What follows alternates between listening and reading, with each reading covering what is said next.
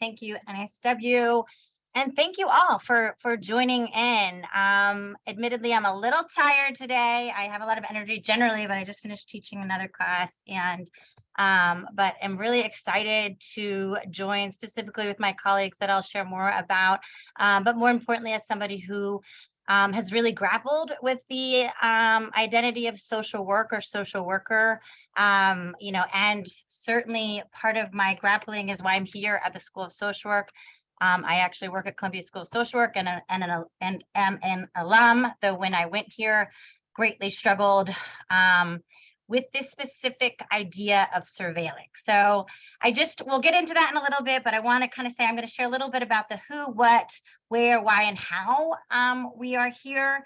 Again, I'm Jenny Crawford. The through line for me has been working in defense-based social work since I graduated here, and the idea of being an agent of an attorney in a defense setting and bound by attorney-client privilege, which is how I was professionally raised after starting a social worker is really critical to this conversation and to why I'm here. I'm not an NSW member. I'm kind of someone who's questioned a lot of these identifiers in my life. But in collaboration and conversation with activists and leaders like Joyce McMillan from JMAC, which you're seeing some of this wonderful signage from her and her work, and my colleagues Jasmine and Kamaria, I think it's really important to have this conversation. The idea that we are an agent of policing, when we think of our code of ethics, our preamble, why we are here, rooted in values around a human rights framework, this idea that we haven't had these conversations and pushed this to both an advocacy and rights-based lens and in our communities, is disheartening, but there has been so much movement. I would like someone to put in the chat, if you can, when I was working in a group home before I went into defense-based social work and worked around how we supported kids in need, it kind of took my breath away. And then I did defense-based work in the South Bronx at Bronx Defenders, right when public defenders were getting money and RFPs were going out to represent parents charged with abuse and neglect, and was seeing clients being prosecuted and criminalized in two systems. It kind of just took my breath away to see the racialized roots of the system up close, and then be schooled by folks like Professor Dorothy Roberts, and learn from her alongside defense-based social workers and attorneys, community members most impacted, more importantly, and leaders and change makers like Joyce McMillan. So I on the heels of all of the work I've learned with them, they're in conversation and in this conversation today. So I thank you all. And what we're going to do is we're going to kind of frame tonight's discussion, giving us a history of mandated reporting, what we talk about in terms of the child welfare system, more commonly known as the family regulation system or the family policing system, that being very intentional with this idea of how mandated reporting impacts families, and really thinking about skills. We always, when we talk or in conversation, certainly, bad stuff happens every day. People are harmed. How do we talk about it? Why do we go to this knee-jerk binary place of surveil? As a white woman who has had kids working in the system, part of the reason why I came here is that it took me down. When I had my first child, I live in a zip code with a high incidence rates of child abuse and neglect, and maybe my baby was a week old and had people knocking on the door trying to get in and trying to talk to me about my parenting for a new project for the city. Just that was so invasive and so challenging, while I'm just learning how to handle my body, where things are oozing out of everything. I don't know what I'm doing, and I have a lot of support with sisters and families that have had kids and are there for me, and I was so activated by the surveillance, the questioning. Why don't you have window guards? I'm like, I'm nursing. What are you doing? And it was so small in comparison to what so many parents and caregivers have experienced, that it has pushed me since that day, and not acting as a mandated reporting and working in systems and being chewed out from advocates and colleagues and whomever, like, you're a mandated reporter, but why? I don't get it. So it's with students and activists and folks like y'all interested in the conversation that is why we're here today, and why we're talking with Jasmine and Kamaria. Jasmine is the director of policy with JMAC. Go to their website. They have tons of information, know your rights, resources, places to get together, really shout them out. And Kamaria is the director of project management. They are both alums of Columbia. Have been working from both a meso directly, clinically with folks, from a meso to a macro practice, facilitating this conversation with colleagues here, and with nationally. So that is kind of who we are. We're here to talk about moving from this surveilling model of mandated reporting to supporting, and why that is important, and the urgency today. I mean, look at where we are today with how much we hate women and reproductive rights being at the core, and how people of color and poor communities have been criminalized in these systems over and over again. And it is time to really come together and question this and push this from micro to macro. So I'm happy you're all here. I don't see you, but I'm seeing this wonderful signage from mandated reporting to supporting. And we'll start by first having Jasmine join us to really frame this conversation and why we call it the family policing system, more importantly, and look at the racialized roots of this whole system and conversation. So thank you all. Here it is. As we said, is that it's Pisces season, things are happening, time for transformation. So let's do this. All right, take it over. All right, thanks, Jenny. And good to be with everybody. My name is Jasmine Wali. I'm the Director of Policy and Advocacy at JMAC for Families. A little bit of background about JMAC for Families. It was founded by Joyce McMillan, who is a fierce advocate against the child welfare system and the ways that it harms families, and towards a system or a society that really values family well-being, and understands that for that child well-being entails family well-being. And so to start off this presentation, I really wanted to start with this quote from the academic Dorothy Roberts, whose scholarship has really guided a lot of JMAC's work. So the child welfare system is designed to detect and punish neglect on the part of poor parents, and to ignore most middle class and wealthy parents' failings. Although the meaning of child maltreatment shifted from a social to a medical model, it retained its focus on poor families. The system continues to concentrate on the effects of childhood poverty, but it treats the damage as a symptom of parental rather than societal deficits.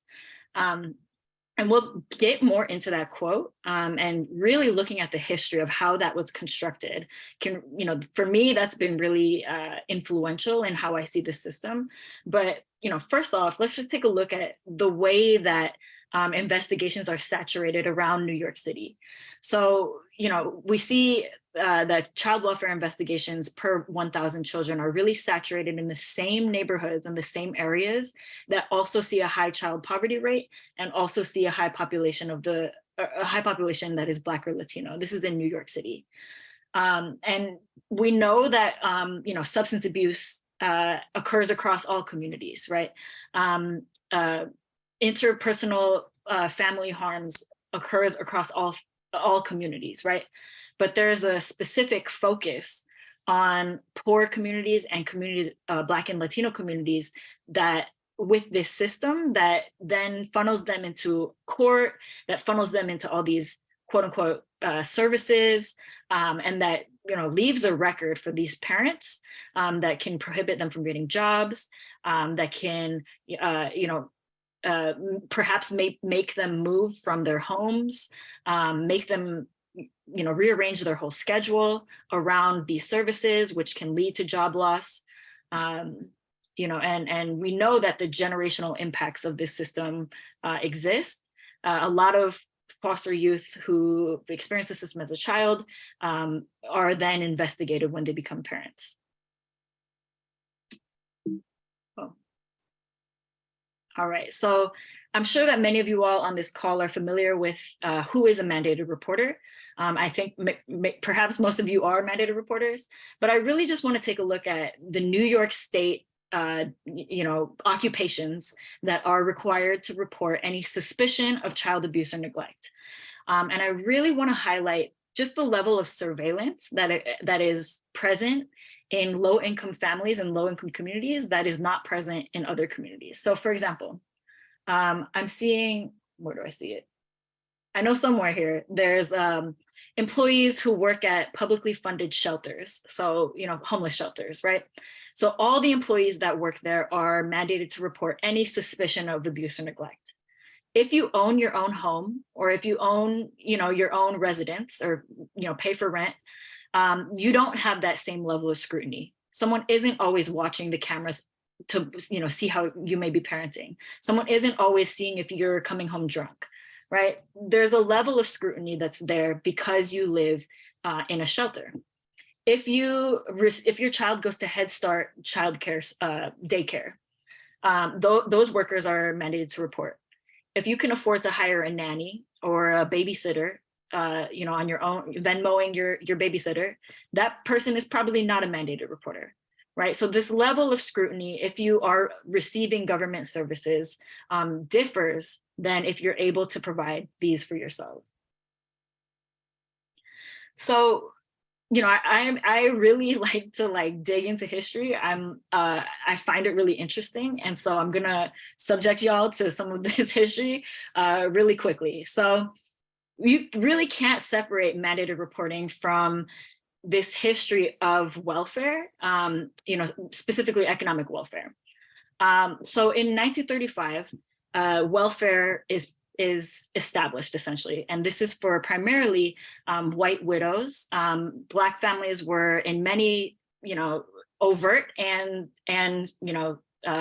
subvert ways disbarred from or unable to obtain these welfare benefits.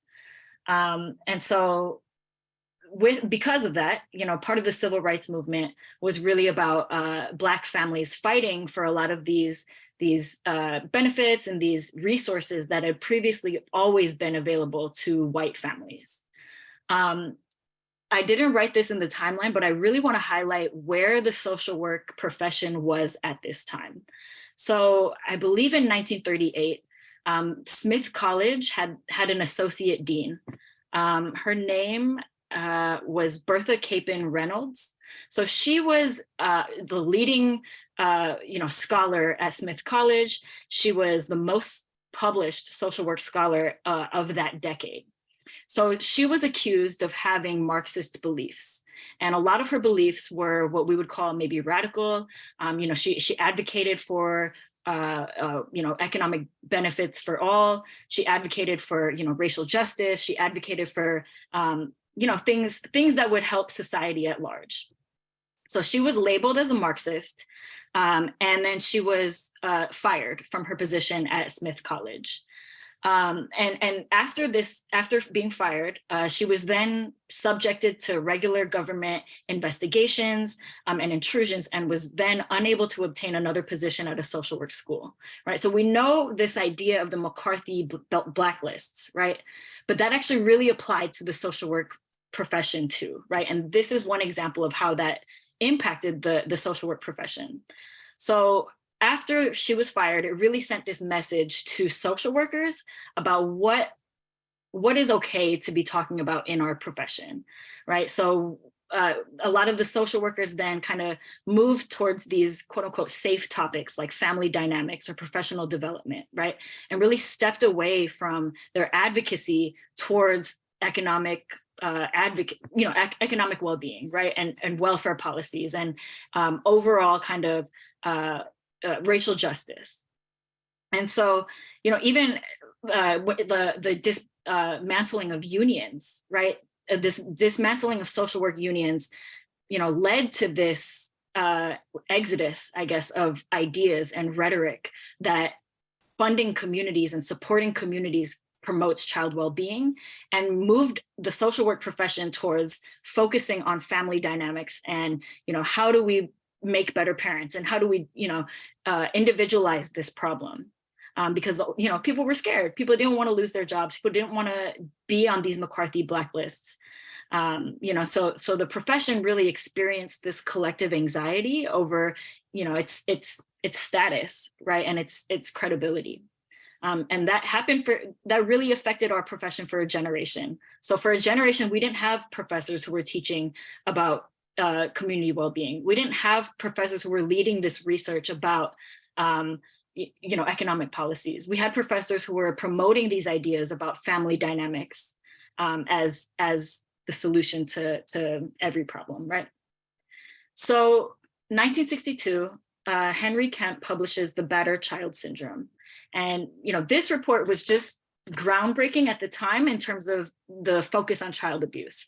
So in the prior decade to Battered Child Syndrome, I believe there were like 4 academic articles about child abuse.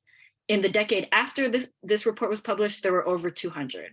In the decade before, there was barely mention of child abuse in the media. In the decade after, you started seeing child abuse talked about in soap operas, on the newspapers. It was really kind of publicized, this epidemic of child abuse. 1965, Daniel Patrick Moynihan publishes the Moynihan Report, or that's, it's a nickname. And this had a similar type of effect, right, in terms of the broad reach of the rhetoric. And just to get a little bit more into it, let's look at a lot of the language that was used in the Battered Child Syndrome is very similar to the language that was used in the Moynihan Report. So the Moynihan Report, the reason that he wrote it was to supposedly, find a solution for this welfare crisis, and specifically looking at this alleged pathology within the Black family structure that could explain why so many Black families were receiving welfare, right? So as opposed to understanding, okay, maybe Jim Crow has something to do with poverty, or maybe maybe racism has something to do with poverty. This report really highlights and publicizes this idea that there's something inherently wrong in the Black family structure that needs to be corrected. And when we compare the language to the language that's used in the Battered Child Syndrome, that is specifically used to talk about parents who physically abuse their children, we just see a lot of overlap, right? And the reason I bring this up is because the Moynihan Report and the Battered Child Syndrome were both groundbreaking reports of their time, and the language and the rhetoric that they use to describe these families, just very much overlaps. So real quick, the Battered Child Syndrome. So after that, the report was written, 1962. By 1965, all 50 states had adopted some form of mandated reporting. And specifically, a lot of these policies of mandated reporting were around physicians in hospital settings who were looking at fractures, right? So all these states have adopted these ideas of mandated reporting because of this Battered Child Syndrome. So we're going to kind of get into the next 5 years, because the next 5 years really kind of crystallizes how we got to where we are today. So these are all newspaper articles that I've pulled from the New York Times from between the 1962 or so to 1971. So we see just this focus on mothers who have not fully grasped the experience of childhood or motherhood, and therefore unable to assume parental responsibility, right? So all 3 of these articles are about the Battered Child Syndrome. Like I said, people are really interested in this now. So there's federal research being done to examine parents who physically abuse their children. I know this might be a little blurry, but these are pulled about this welfare crisis, right? So I think in the Moynihan Report and the Battered Child Syndrome, I believe in the words that I pulled, but if not, it's in the full report. A lot of the report focuses on what is to happen to these children and the specific problem that they name is these children are going to grow up to be criminals. They're going to grow up to abuse their children. They're going to grow up to drain welfare resources. And so we see a lot of that rhetoric being repeated in the New York Times. And this one actually was from US News and World Report in 1963, I believe. And it was actually submitted into congressional record. So unless some answer is found for this welfare society, this sub-society is destined to increase in size, dollar cost, and indirect costs because it is certain to breed more criminals, more mental defectives, more unemployables of every type. So they're specifically talking about welfare and saying that unless we do something about this welfare crisis, all of these kids are going to grow up and breed criminals, breed mental defectives, and breed more unemployables of every type. There's questions about why can't their parents support them? How many of them now? Who are these welfare babies?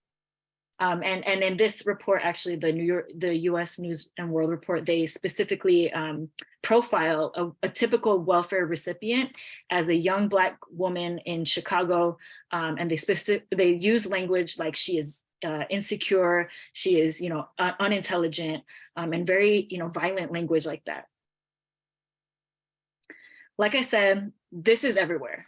The welfare mess, the welfare crisis, the number of illegitimate babies born in the US is reaching alarming new heights. And this word illegitimate really gets used to describe, the term is meant to describe children who are born out of wedlock. The reason that it was really kind of popularized and used and weaponized is because there was a lot of rhetoric around Black women producing children without being married and receiving welfare. So this idea of illegitimate babies took on a very racialized and sexualized connotation, and was really kind of used as a stand-in word to mean Black children. So the number of illegitimate babies is reaching alarming new heights. I should say Black children who were receiving welfare. And it went even further than that. There were overt methods of criminalizing these families. One judge recommended that unwed mothers of 3 or more children be jailed. In Maryland, there was a judge who said that if there were children who were born out of wedlock, more than one, that mother should be criminalized for neglecting her children because, it's not in the screenshot, but they say for failing to provide a moral, stable environment, right? That's the language, the specific statement from that judge. And we saw policies that enacted this kind of fear around morality. In Alameda County, Operation Bed Check was one of the programs that was used actually by social workers. Social workers, committed some of these acts, right? And this idea is that social workers and welfare workers were going into homes at 2 a.m., 5 a.m. to check the beds of women on welfare to see if there was a man in the house. And if there was a man in the house, they would revoke their welfare. And of all the homes that were searched, only one of them was not a Black woman. So, social workers, we participated in that kind of that violence. Honestly, there was also a social worker who helped to end that practice by filing a lawsuit after he refused to participate in it. So there's, we have a legacy of resistance too. Anyway, so, Black and Latino women start receiving more welfare benefits as a result of mass migration to the North and West, but also poverty lawyers who were helping people get their welfare benefits. Prior to 1970, I believe less than a third of eligible families were receiving their welfare benefits. So out of all these eligible families, less than a third were receiving them. By the end of the 1960s, over 90% of these families were receiving their benefits. So it wasn't that there was more poor people. It wasn't that there was anything different about these communities. The difference was that there was people who were helping these families obtain what they were eligible for. So of course there's backlash, like the headlines that I detailed. But really what you start to see is this public agenda setting about, we need to do something about child well-being. We need to do something about child welfare, because there's all these welfare babies, there's all these children that are being physically abused.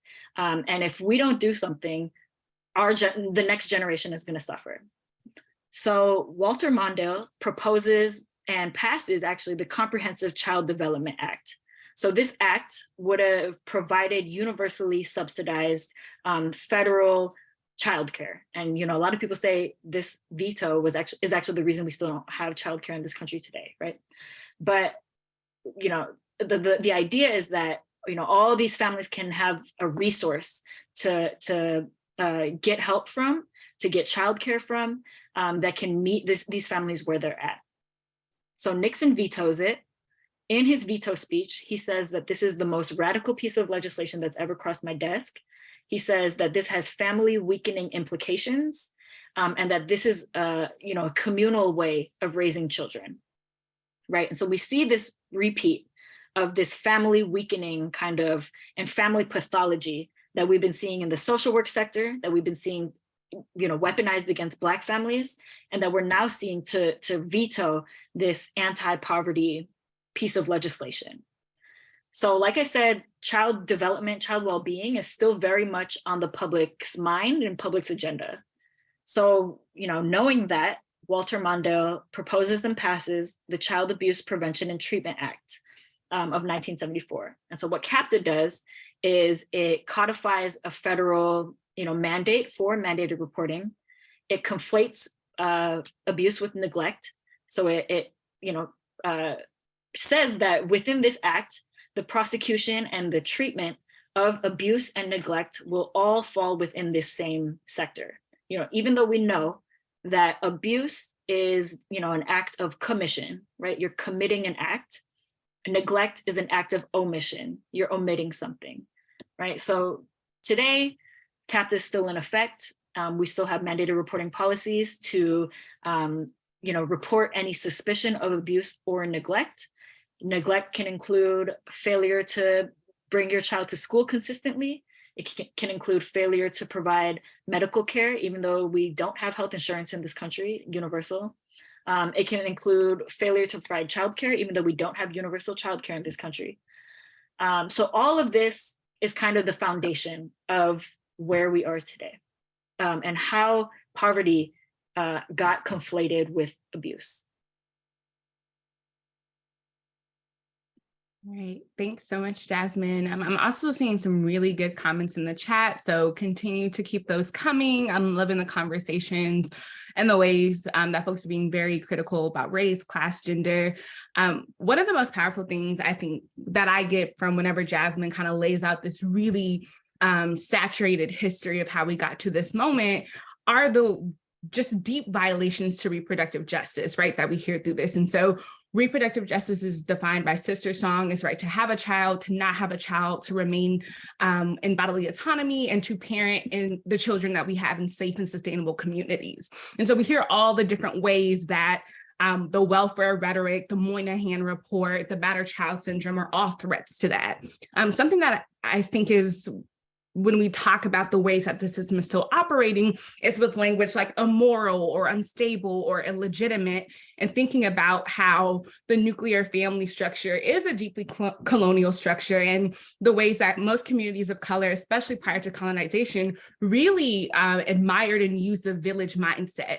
And for those of you, right, I know folks in this space are all different ages and demographics, but something even growing up in the Black community that I heard all the time was, it takes a village to raise a child, right? That no one can do it alone. My mom used to say, children don't come with instruction manuals. And so thinking about the ways that the Moynihan report and this welfare rhetoric really pathologized the family and the individual as the problem, right? Not systemic racism, not the attacks to Black life and anti-Blackness, but really that the individual family is the problem. And so that still to this day, as I'm sure many of you see in your work, is what we're up against. And so thank you for that grounding, Jasmine. When we think about what that looks like today, is the impacts are vast and deep of mandated reporting, but we just have a few on the screen here that we really want to focus on today. And so the first one for the family is that it just sows distrust, right? Which limits the family's ability to feel safe and get support. When we also talk about reproductive justice, we don't have this in this particular presentation, but the zip codes in New York City that have the highest rates of Black maternal mortality are also the ones that are heavily surveillanced by ACS. And so everything is so deeply interconnected, and wanting you all to kind of continue to draw those synergies, which I'm seeing in the chat, which is lovely. The second is that it leads to invasive investigations and family separation. One of the things I think that was most striking over the pandemic right, we were all dealing with a world of just deep hurt in our personal lives and professionally and everything, was that ACS still during this time were conducting these investigations of children, even via Zoom, where people are having to take off their children's diapers, show their bodies. Prior to the pandemic, we know that now, right, in this kind of afterlife, that's still happening in person. I've had parents talk about how their children remember that, right? We talk a lot about in social work, the body keeps score and the body remembers. And so we often don't connect that to the impact of an investigation that ACS has in the life of a family. When your body is being searched, when your home is being searched, your cabinets, your refrigerator, when every part of your life is on display. The third thing is impacting autonomy and parenting, right? Once again, going back to that village, going back to parents being able to choose the way that they want to keep their family safe and prioritizing care. This system, right, is deeply intrusive and invasive when it comes to that. I think a lot about those quotes of the Moynihan report when he's essentially talking about the way that Black women are mothering. What goes later deeper into that report is his assertion that we need these very strong Black men patriarchs who are coming into the home to essentially lay down the law. And so once again, kind of coming back to that reproductive justice point, it impacts prenatal, postnatal, and also maternal morbidity, which we know are drastically low for Black birthing folks in this country. The fourth one deepens the cycle of trauma across generations. I saw a few of you talking about kind of the history of coming out of enslavement in the chat, which I think is really important to talk about the way that these cycles have been continuous and that the systems of surveillance and oppression we live under continue to shapeshift into new ones as generations continue, right? So deepening that cycle of poverty, deepening the cycles of harm and violence. And then lastly, once again, violates reproductive justice. When we shift over to the impact on the mandated reporter, it impacts wellness, right, in our ability to do the work. We know that social workers are underpaid and extremely overworked. And so it's very easy to miss things and to not have care and to turn into a machine when you're doing this work so much. And right, I've historically been on teams of like 4 people where it's very small and we're managing big things. So thinking about also how that benefits this system of surveillance when people are overworked and tired. The second one for mandated reporters is limiting the profession's ability to support. We often hear that mandated reporters feel trapped. They don't know what to do. They don't know who to turn to. I think one of the also things with mandated reporting practices is it encourages kind of system and culture of silence and isolation. You feel like you have to be the only one that can make this decision. Folks aren't encouraged to do case management where they say, hey, I'm really stuck on how to support this family. Can we talk it through? When we look at the right laws of mandated reporting, it's very much, you're going to go to jail and you're going to get your license taken away if you don't do this thing, right? So it's very easy to be scared. The third one is deepening one's commitment to practices that are contradictory to our ethics.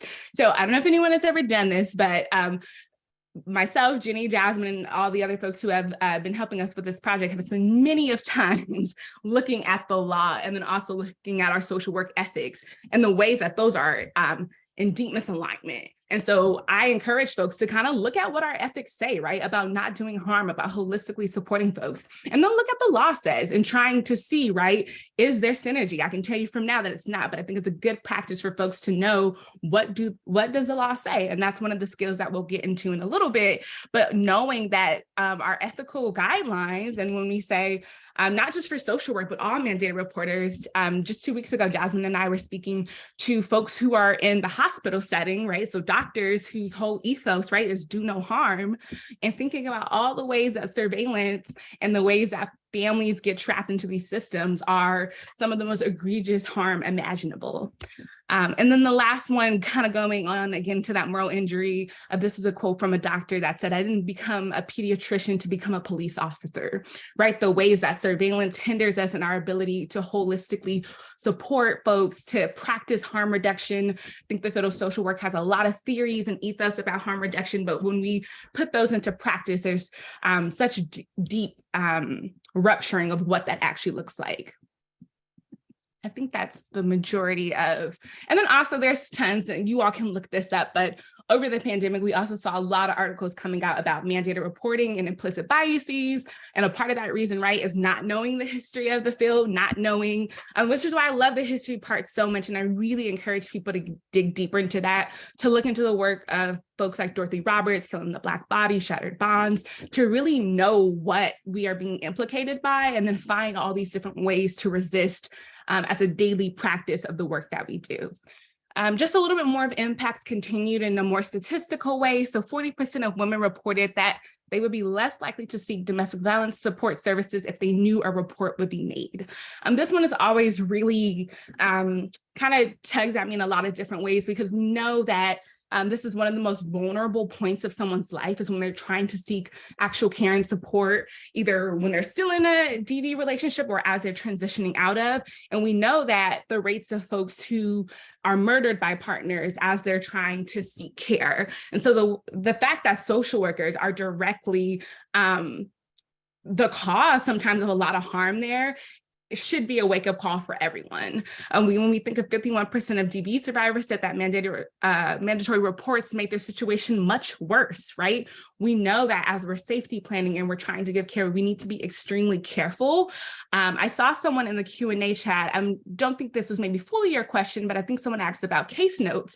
And that's a way, right, that people can resist. Like, what are you writing in your session notes? Are you saying everything verbatim? Are you, if someone was to ever look at your notes, would they know the intimate details of a situation that's happening with the client? I love that someone said, I just saw that in the chat, I write next to nothing in my case notes. That's exactly how I do my notes, right? That's a way to resist. I think oftentimes we're like, it needs to be these big grandiose statements. And for some of us, yes, it does, right? But we also need people who are thinking about how to take trauma-informed notes, and how even on our administration levels, we can be resisting and mandated supporting.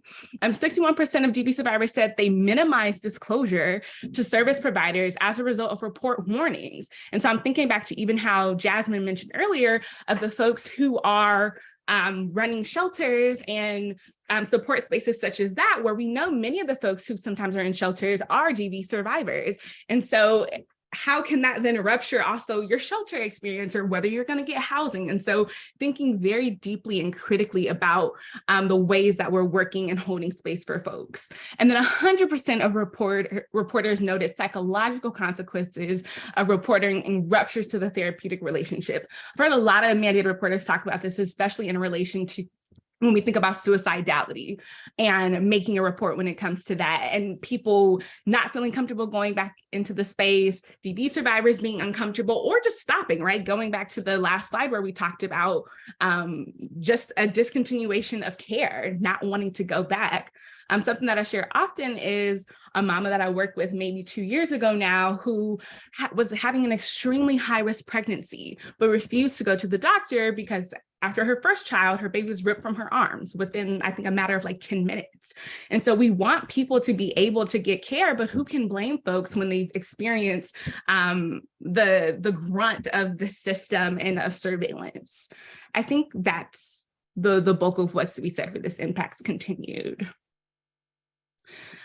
One thing that's really important to the work that we do is thinking about the concept of holding space, which I am most familiar with in the birth work world when we think about supporting folks as they're bringing life into these different planes, right? From the spiritual realm to the physical realm. And so that's what, for me, even as a social worker, I think about how can I be a container? oftentimes, right, but even sometimes the way we're taught about what it means to be a social worker, very egotistical, right? Very, I am saving this family. They need my help. They don't have anything, right? Very deficit based. And what we like to do is really shift that thinking of you are a container by which people can get care and support and experience everything that they're deserving of, versus like you are the savior that is facilitating all these things. So I believe that our role as providers has to shapeshift based off the needs and desires of the family and the communities that we serve, which takes constantly reshaping how we show up and actually listening. So many times when we do listening session with impacted parents, what they tell us is that you are not listening. Like I literally said, here's the thing that I needed, and then everything else happened besides that one thing, which I think is the kind of the crux of when we talk about the conflating of abuse and neglect. Like my kid just needed food, and then they ended up in foster care, and then the issue of hunger never got fixed, right? So really listening and thinking critically about what's being said and then what's being asked of you. And also knowing, right, listening to that, people oftentimes talk about, right, that social work gut of what is happening in the space.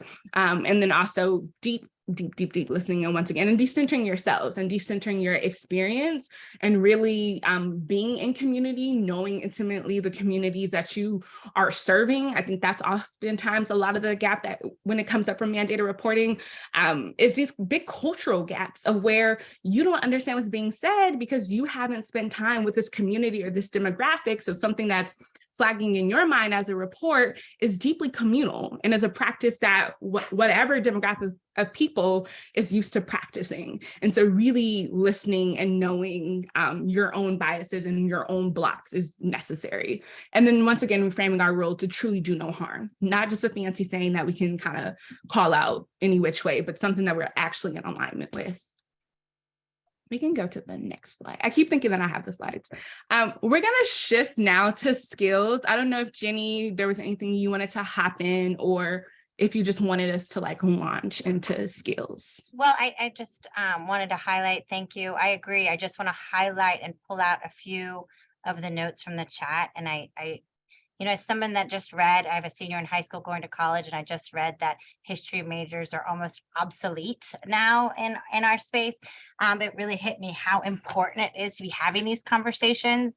You know, as someone, and I saw a lot of people really reflecting on this isn't what they learned at the School of Social Work that they attended, right? Kamari and Jasmine, and our conversations working in the community in New York City with impacted folks, but also teachers, instructors.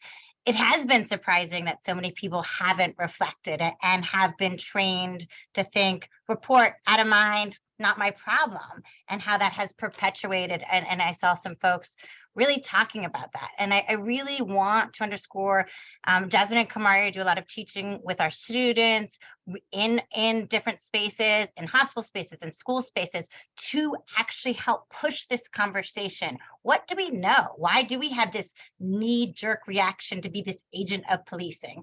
And we'd really want to give a shout out to some colleagues of mine that y'all know, working with the network to advance abolitionist social work. They are engaging in conversations with Haymarket, with practitioners naturally, to really question this. If we have time, we will insert some of the advocacy, at least happening here in New York State. And really also, if we have time, another thing that I think was highlighted and a few people made notes on it, is the medical surveillance, that other arm, and really thinking about how we talk about this work in different spaces, medical, education, legal, and that it does matter. It is true that we have to be mindful of not to write anything if you're not in a defense-based setting. And it does matter. Judges, you know, have gotten people to think about not writing relapse, writing a slip, and understanding what happens when you actually have issues impacted by substance use or abuse and what it looks like. And so I think, you know, in looking at where folks are coming from, it is going to look different in different jurisdictions. It is going to look different nationally. Talking to folks that you trust in your community. I love what both Kamari and Jasmine said about how we're not talking about, what are we missing? Whether you're a clinician or a macro policy person, what are we missing that we just think we have to go and, you know, stitches get stitches? I thought, what are we doing? This is not how we, in terms of know and being surveilled and under this microscope, isn't natural. What we always get when we talk about it, just for the audience, because you always are like, what is it? How do we unpack some of that learning and do the relearning a little bit and question what's coming up for us? Which happens all the time. I remember someone telling me when I first started talking about this, oh, you've been on the train before and seen a parent or caregiver touch their belt, noting that they, are going to use some kind of physical violence. And, what comes up, thinking about what comes up, how do you act? What's that immediate kind of bias or question? And asking more of the context, pulling back without having that reactionary and more of a responsive, supported answer. So I really think it's important. I really want to underscore the history and framework that Jasmine and Kamara are really, I think, eloquently sharing. And just to pivot to the skills, we found that going through these a little bit more specifically, we're going to then, we just learned that we don't have breakout groups. So this is how you're creative with 1,000 people, but we do have scenarios that we want to process and kind of work through, that we will go through after these skills, just to push us and to think about how we need to respond in a supportive way. I have been lucky that I've chosen to work in defense-based settings because I actively did not feel germane and comfortable to be reporting on people. What the hell do I know? And so who do you go to? Who do you work with to pull in this community care model? So Kamari or Jasmine, do you want to go through the skills a little bit before we pivot to more specific conversations? Yeah, I can start off and maybe we can all kind of trade off. Okay, so, oh, I'm also doing the slides. Okay, so, this is the mandated supporting curriculum. Kamaria and John Robertson from Columbia School of Social Work, and Joyce McMillan and Jenny Crawford and a number of other people in 2020 started gathering students and faculty at Columbia and to replace the mandated reporter training that all students receive from Columbia School of Social Work. And so, we were successful in developing the training and replacing the training. So this is part of the training. Okay, so, our first skill, understanding mandated reporting laws and policies. So a lot of the words and the language that's used in federal and in many state statutes is intentionally vague. So reasonable cause, right? Reasonable cause, what does that mean? There's significant discretion that's left up to the mandated reporter that can be influenced by a variety of factors and biases. And I don't think it's any secret that implicit biases and explicit biases impact social workers and impact mandated reporters. If you Google mandated reporting, implicit bias, you can go to the federal website, the Federal Administration for Children and Families, and they have a whole website dedicated to resources on how to reduce implicit biases in mandated reporting. But, I personally don't think that anyone on this call has learned an implicit bias in a 2-hour training. I don't think that it's learned in a 6-hour training. Implicit biases are learned over our lifetimes. They're reinforced through the things that we watch every night on TV. They're reinforced through conversations that we have with, community members or family members. So the idea that, this implicit bias that, impacts our decision-making can just be simply changed by a training that teaches you about racism, is kind of a disservice to what a implicit bias is. Anyway, so reasonable cause left to implicit biases. Sorry, the highlighting got kind of weird here, but abused or maltreated. So what is suspected to be abuse or neglect can be highly influenced by racism, classism, and ableism, as well as other things. And to Jenny's point, I was on a call with the National Association of Black Social Workers a couple months ago. And one of the things that they asked us really to highlight in this training is straight up the fact that, their perception that a lot of social workers have deeply rooted biases towards Black men. Right. And so situations that from a parent that is a Black man may be perceived very differently than if it was, let's say, another parent with another demographic. Another thing I really want to highlight is that so this is the New York law, but the federal statute that in CAPTA, that defines abuse or neglect is left intentionally vague. They do not specifically name what is abuse or neglect, and that has literally led to the expansion of anti-trans legislation and anti-trans rhetoric. So in Texas, Texas Governor Greg Abbott expanded the definition of child abuse to include, accessing gender-affirming care for one's child. He's able to do that because these statutes are left intentionally vague. And so, marginalized communities can get kind of grouped into this umbrella. And furthermore, these intentionally vague definitions have always been used to include poverty and include symptoms of poverty and racism as part of their definitions of abuse or neglect.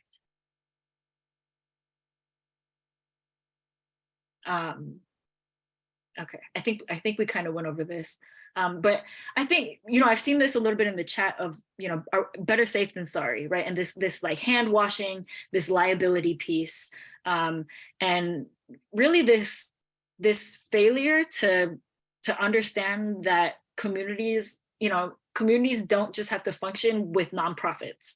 Like I think a lot of the liability piece is like, let me pass it off to another nonprofit so that I'm good. And then, this other nonprofit who's also mandated reporters, they can come in and help this family. But that's really not how families can work, right? Informal social networks is really the heart of a community, right? The people that we meet at church, the people that we meet at our kids' soccer games, I don't know, the people that we meet, our neighbors, right?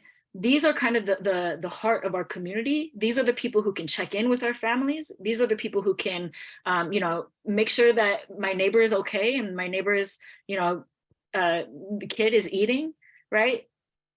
We don't always just have to be passing on our liability onto another nonprofit to kind of wipe our own hands. So Yeah, this idea I just wanted to add to that, Desmond, when we were talking about this before, what really comes up, and I really appreciate someone who said like 90% of my reports are CYA, like that's real. And I would argue that that's really about stuff that is really deeply rooted in your thinking and experience about, what your role is. And we're sold it's binary.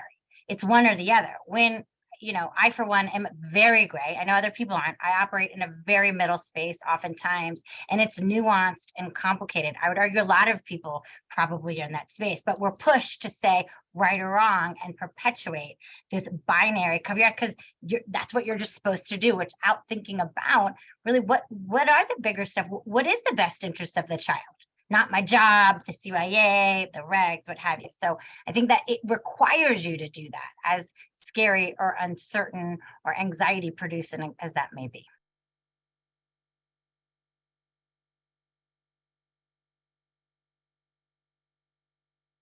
I can hop in here or Jasmine, were you hopping? I couldn't. It's always so hard to tell if someone's coming off mute on Zoom.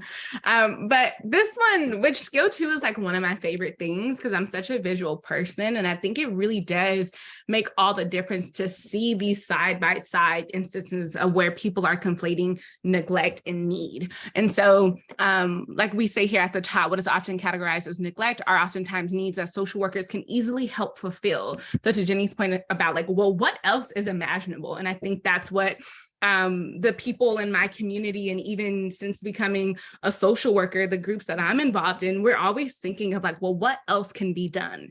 And so even thinking about this first one, right? Failure to provide. And so right here on this, my left-hand side, looking at the screen, you'll see things that are oftentimes categorized as neglect. And then the actual other side is like a breakdown of what that means. So failure to provide adequate food, clothing, or shelter. What does that tell you? That means that there's food insecurity, that there's maybe a housing concern. We know that many of our communities are in food deserts where literally they've been what's been built around them are food that is easily accessible, but not necessarily maybe the most nutritious. And so that, once again, is a systemic and a structural failure, not a failure of the community or the families that exist there. And so thinking about, well, hey, like, is there a community garden around? When I lived in Atlanta, the explosion of like Black urban agriculture and people who were just farming and gardening in their backyard and just giving it to neighborhood kids and people in the community was so beautiful. So do you have those like community connections and networks to where you can easily bridge a family to? That also involves you getting out of your social work bubble, right? Like, do you know the people that live in this community and what they're doing, to Jasmine's points about informal community networks, which we always do a quotation with that because we know that those are what keeps communities thriving. But from a social work surveillance lens, right, those are seen as informal versus actually being what sustains people. Oh, someone just said this slide is so informative. I'm really glad. I'm going to pick another one. So thinking about this third one that says better to support a child's educational needs, keeping a child at home from school for unexcused reasons, not allowing a child's educational needs despite the school's outreach to a parent or caretaker. Oh my gosh, truancy is such a big way that people are funneled into the eyes of ACS, but also in the school to prison pipeline. And right, that's another big connection that we have to see as working in tandem with the system. I worked with a father a couple years ago whose child was autistic. It was really hard for him in the morning to get the child to school. The child was very overstimulated by the subway. They didn't have access to a car. And so sometimes he could get him out the house, but once they would get to the subway, right, he'd have a big breakdown. And I, right, as an adult, am also very overwhelmed by subways oftentimes, so I can understand that. The school would not work with him and were the people who were calling and saying that this was neglect. Instead, which is not only, the family was Black, so not only racist, but also deeply ableist, right? We also don't hold space for people with disabilities to say, well, what accommodations do you need? What does care look like for you? Was there a community carpool system that could have been established? Are there people in the neighborhood who could have helped this father take his child to school, right? Instead of making a report to ACS. And the father had also already lost his job at this point because all the time that he spent at home. And so thinking about the ways that this system of surveillance is such a domino effect into the lives of parents, right? Because it wasn't just that he was putting all this time to get to school, it's that time then directly trickled to him losing his job. So really thinking deeply about what else can be done and how can you establish some of that. We'll talk about that in a little bit when we get to the carceral boxes, like what parts of your identity or your role can you leverage for the sake of helping someone else, right? I don't know why other people got into this field, but for me, it was deeply to build and support and hold space for community. And for me, that means risk sometimes. That means that maybe some of the shit that I have going on, sorry, I don't know if we can guys, it's gonna maybe get me in the line of a fire, but maybe that's what it needs to keep a family safe. I think those are just for the sake of time. Another one here too is subjecting a child to humiliation, fear, verbal terror, or extreme criticism. There's been a lot of work done that talks about, particularly the way that I've seen this show up for families is really for Black parents and their tone and sometimes yelling. There's been a lot of work done to show the after impacts of enslavement and the ways that has what that has done to the Black family dynamic and also the way that people parent. And so sometimes it's an easy conversation of, oh, hey, like, are you okay? Like, what's going on? Like, do you need some support? Versus just you saw a child and a parent yelling and then it immediately flagged in your mind to make a report. I know many of people who growing up would have had tons of report if they had been in the house when someone's parent was yelling, right? So thinking about you don't know how these dynamics actually look, and you're making a very rash decision, to Jenny's point about kind of the gesturing on the subway system of something that you don't fully know about. So we can go to the next slide. This skill 3 is one that we found to be really important, especially if we think about the time crunch that not just social workers, but mandated reporters are put under when it comes to like the swiftness that you have to make a report, which I think is maybe like 48 hours is very quick.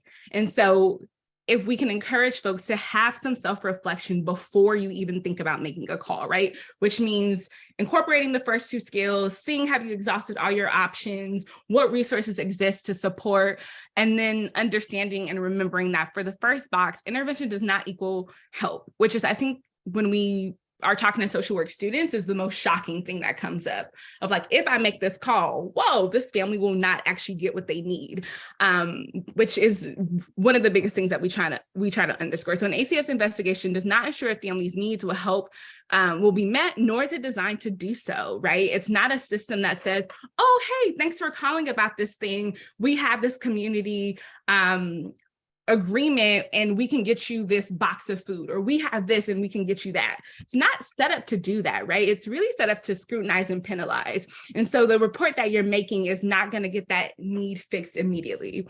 Number two, an ACS visit to a family's home is both invasive and traumatizing. I think we've talked about that in the beginning, but every detail of a family's home is scrutinized, and children are oftentimes asked to disrobe so that they can be searched for physical marks and bruises. Another thing with this is a way that this can kind of lead to something even bigger. When we know that ACS and these other systems have said that domestic violence should not be a reason for a report, but how it does happen sometimes is, say someone does make a report based off of domestic violence, investigators come to the home, are looking around, and if they happen to see a substance on the table, or if they happen to see kind of disorganization in the way that they deem to be unfit, that's a way that a larger investigation can be launched. So even if you're saying to yourself, oh, well, I'm not calling about this particular thing, like I never mentioned that the family used substances, if their home is searched and something is there, that's a larger doorway. So thinking about how these things, once again, have dominoes effects. Third, an ACS investigation is a form of state surveillance. People have talked about the ways that even after they've been reunified, the paranoia that they have about, is ACS going to show up? Or when are they going to come to my home again? And kind of the frenzy that folks find themselves in, even after maybe ACS has gone out of their lives. And so thinking about, and once again, if they have other system ties and involvement, that can continue to be a way that they get more deeply enmeshed in the system. And then finally, once again, to this point about a domino effect, right, leading to eviction, job loss, citizen status. I think someone was before talking about ICE in the chat, which is really important to think of.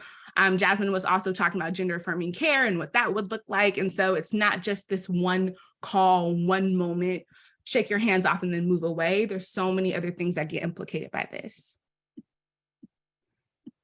I'm really getting jazzed by all the great conversation in the chat. That's really energizing me, especially because there's so many folks working alongside these systems and are acknowledging the vicarious trauma, the cognitive dissonance, and I loved somebody who's like, I thought ACS had resources, which is also this kind of misnomer, that we have to get people into systems to get beds and clothes and what have you. I think that's, really important. I remember when I first started supporting parents, the idea of respite for newborns, as a mother myself, being overwhelmed, this idea of dealing with maybe postpartum, maybe some ambivalence, maybe some, what the hell was I thinking? And there was a New York family, I don't want to probably calling them out, but they had like a respite. And I remember it seemed like such a great idea to support new families. And it was always a conduit to a report. And so from the beginning, it's like, we will only give you help if it looks like this, which completely dismisses what we know about racial trauma, generational trauma, access to resources, and the criminalizing of the poor that we do so well in this country. Moving to skill 4, just hearing from y'all, I think we've covered some of this, but I think knowing the audience and knowing folks here who I think are reflective or want to be reflective, and I love what somebody says, taking that pause, how important that is. We are frenetic, or at least I am frenetic, reactive, and an intense person. And when I'm really angry, when I'm feeling flooded, when I want to tell somebody F you, I don't want to respond to that email immediately. I have very much appreciated when somebody said, take a pause, think about how you deal with conflict, think about what comes up for you. So these questions you ask yourself before making a huge decision to call somebody, where a system, you might not even know how long that system is in somebody's life. You might not realize that you are guilty until proven innocent. You might not realize that, if you have a history with any of these systems and you give birth, you are under so much scrutiny at birth, where there are illegal social holds, drug testing, the idea of I need help. No, you need a mental health evaluation. And this dissidence I've seen a lot of you really talk to is real. And it's stuff that has just been engineered in us, and it requires the ability to think, what is going on? Have I exhausted it? And have I exhausted the community? Who have I called? I saw that mother came in with a friend. Maybe we ask about that. When's the last time you talked to so-and-so? Do you know so-and-so? And all of this, I've heard people asking, all of this information is actually on JMAC for Families website. It is really helpful. It has a know your rights framework. It has all of these skills and modalities that we're talking about and seeing, and we want you to bring them to your spaces and to ask, have we exhausted all the options? Do our clients have a sense of their rights? I feel honored and privileged that I grew up personally, professionally, having babies and learning about this at Bronx Defenders for many years. And I don't know, somebody put that article in, I have to honor Vernice Hill. She let me work with her, and I still work with her now since I gave birth and was pregnant 17 years ago. And seeing the prosecution in both systems, her not being able to worry at all about the criminal legal system, the family regulation system was taking her down, changing of caseworkers, judgment, not, when family therapy was recommended, she wasn't brought in, it was the foster parent and family. All of these disconnects with this idea, if we just gave people money, like I love the research that we're seeing on a code, if we just gave the resources and didn't have all of these hoops and jumps and parenting classes and evaluations, I think we would actually be doing real sports. So I'm getting a little heated because I burnt out doing this work representing parents and being like, nobody's looking at my recycling. I am a very strange, I talk too fast, erratic person, but somehow I get a pass. And it's not right. And we need to take a look at that. So any kind of holistic, reasonable, kind of non-siloed approach. What have you not asked? What assumptions are coming up? What do you think about healthy families? What do you think about single families? What do you think about communities? Like, you actually really need to ask yourself the question. And for those doing this, and in this vicarious trauma, cognitive dissonance space, it will catch up to you.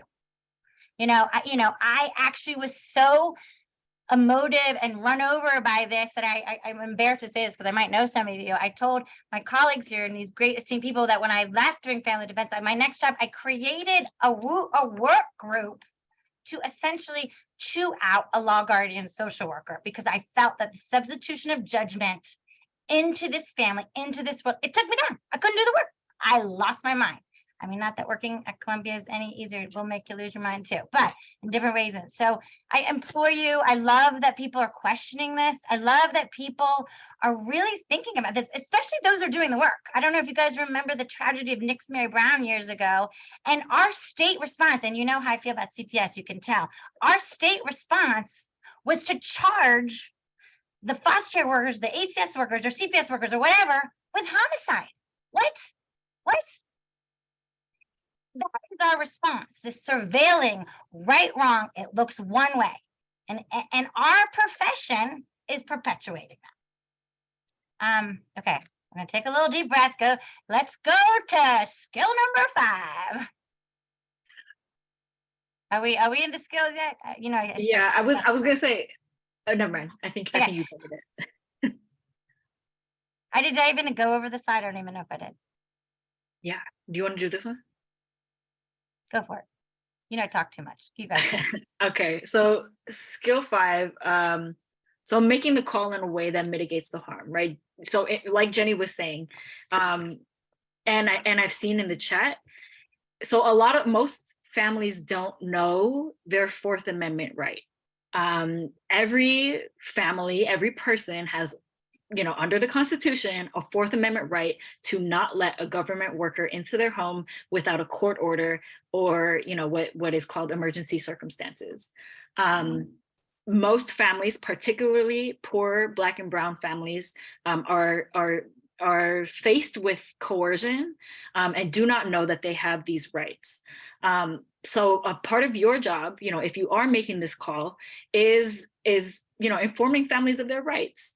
We also have legislation to push this forward, but it's really about you have the right to, and I think we have a slide on this later, but you have the right, you have a Fourth Amendment right, you have the right to a translator, you have the right to obtain legal counsel, at the start of once you get the knock. Here are some resources. Actually, here's Brooklyn Defender Services number. Here's Bronx Defender Services hotline number that you should call right now, right? And I'm seeing Dawn's comment. Affluent white families, a lot of affluent white families know their rights. They have a lawyer that they work with. They know that these and yes, this is federally. The Fourth Amendment applies across the country. So I don't know where that is. Oh, help educate the family on their rights when interacting with ACS, involving the family when making the call. We're all about increasing transparency, right? And I to kind of take us back a little bit to one of Kamaria's points earlier, and I think she talked about how I know she mentioned that the zip codes that face the highest rates of Black maternal mortality also have the highest rates of ACS investigation. And actually, there's another study that I was trying to put in the chat, but I can't put it on. But anecdotally, I work with parents who have been impacted by the system. I know what they've said to me. They've said to me, we don't trust the medical system. We don't trust the school system. We don't trust these systems that are supposedly here to help because we fear we could lose our children, right?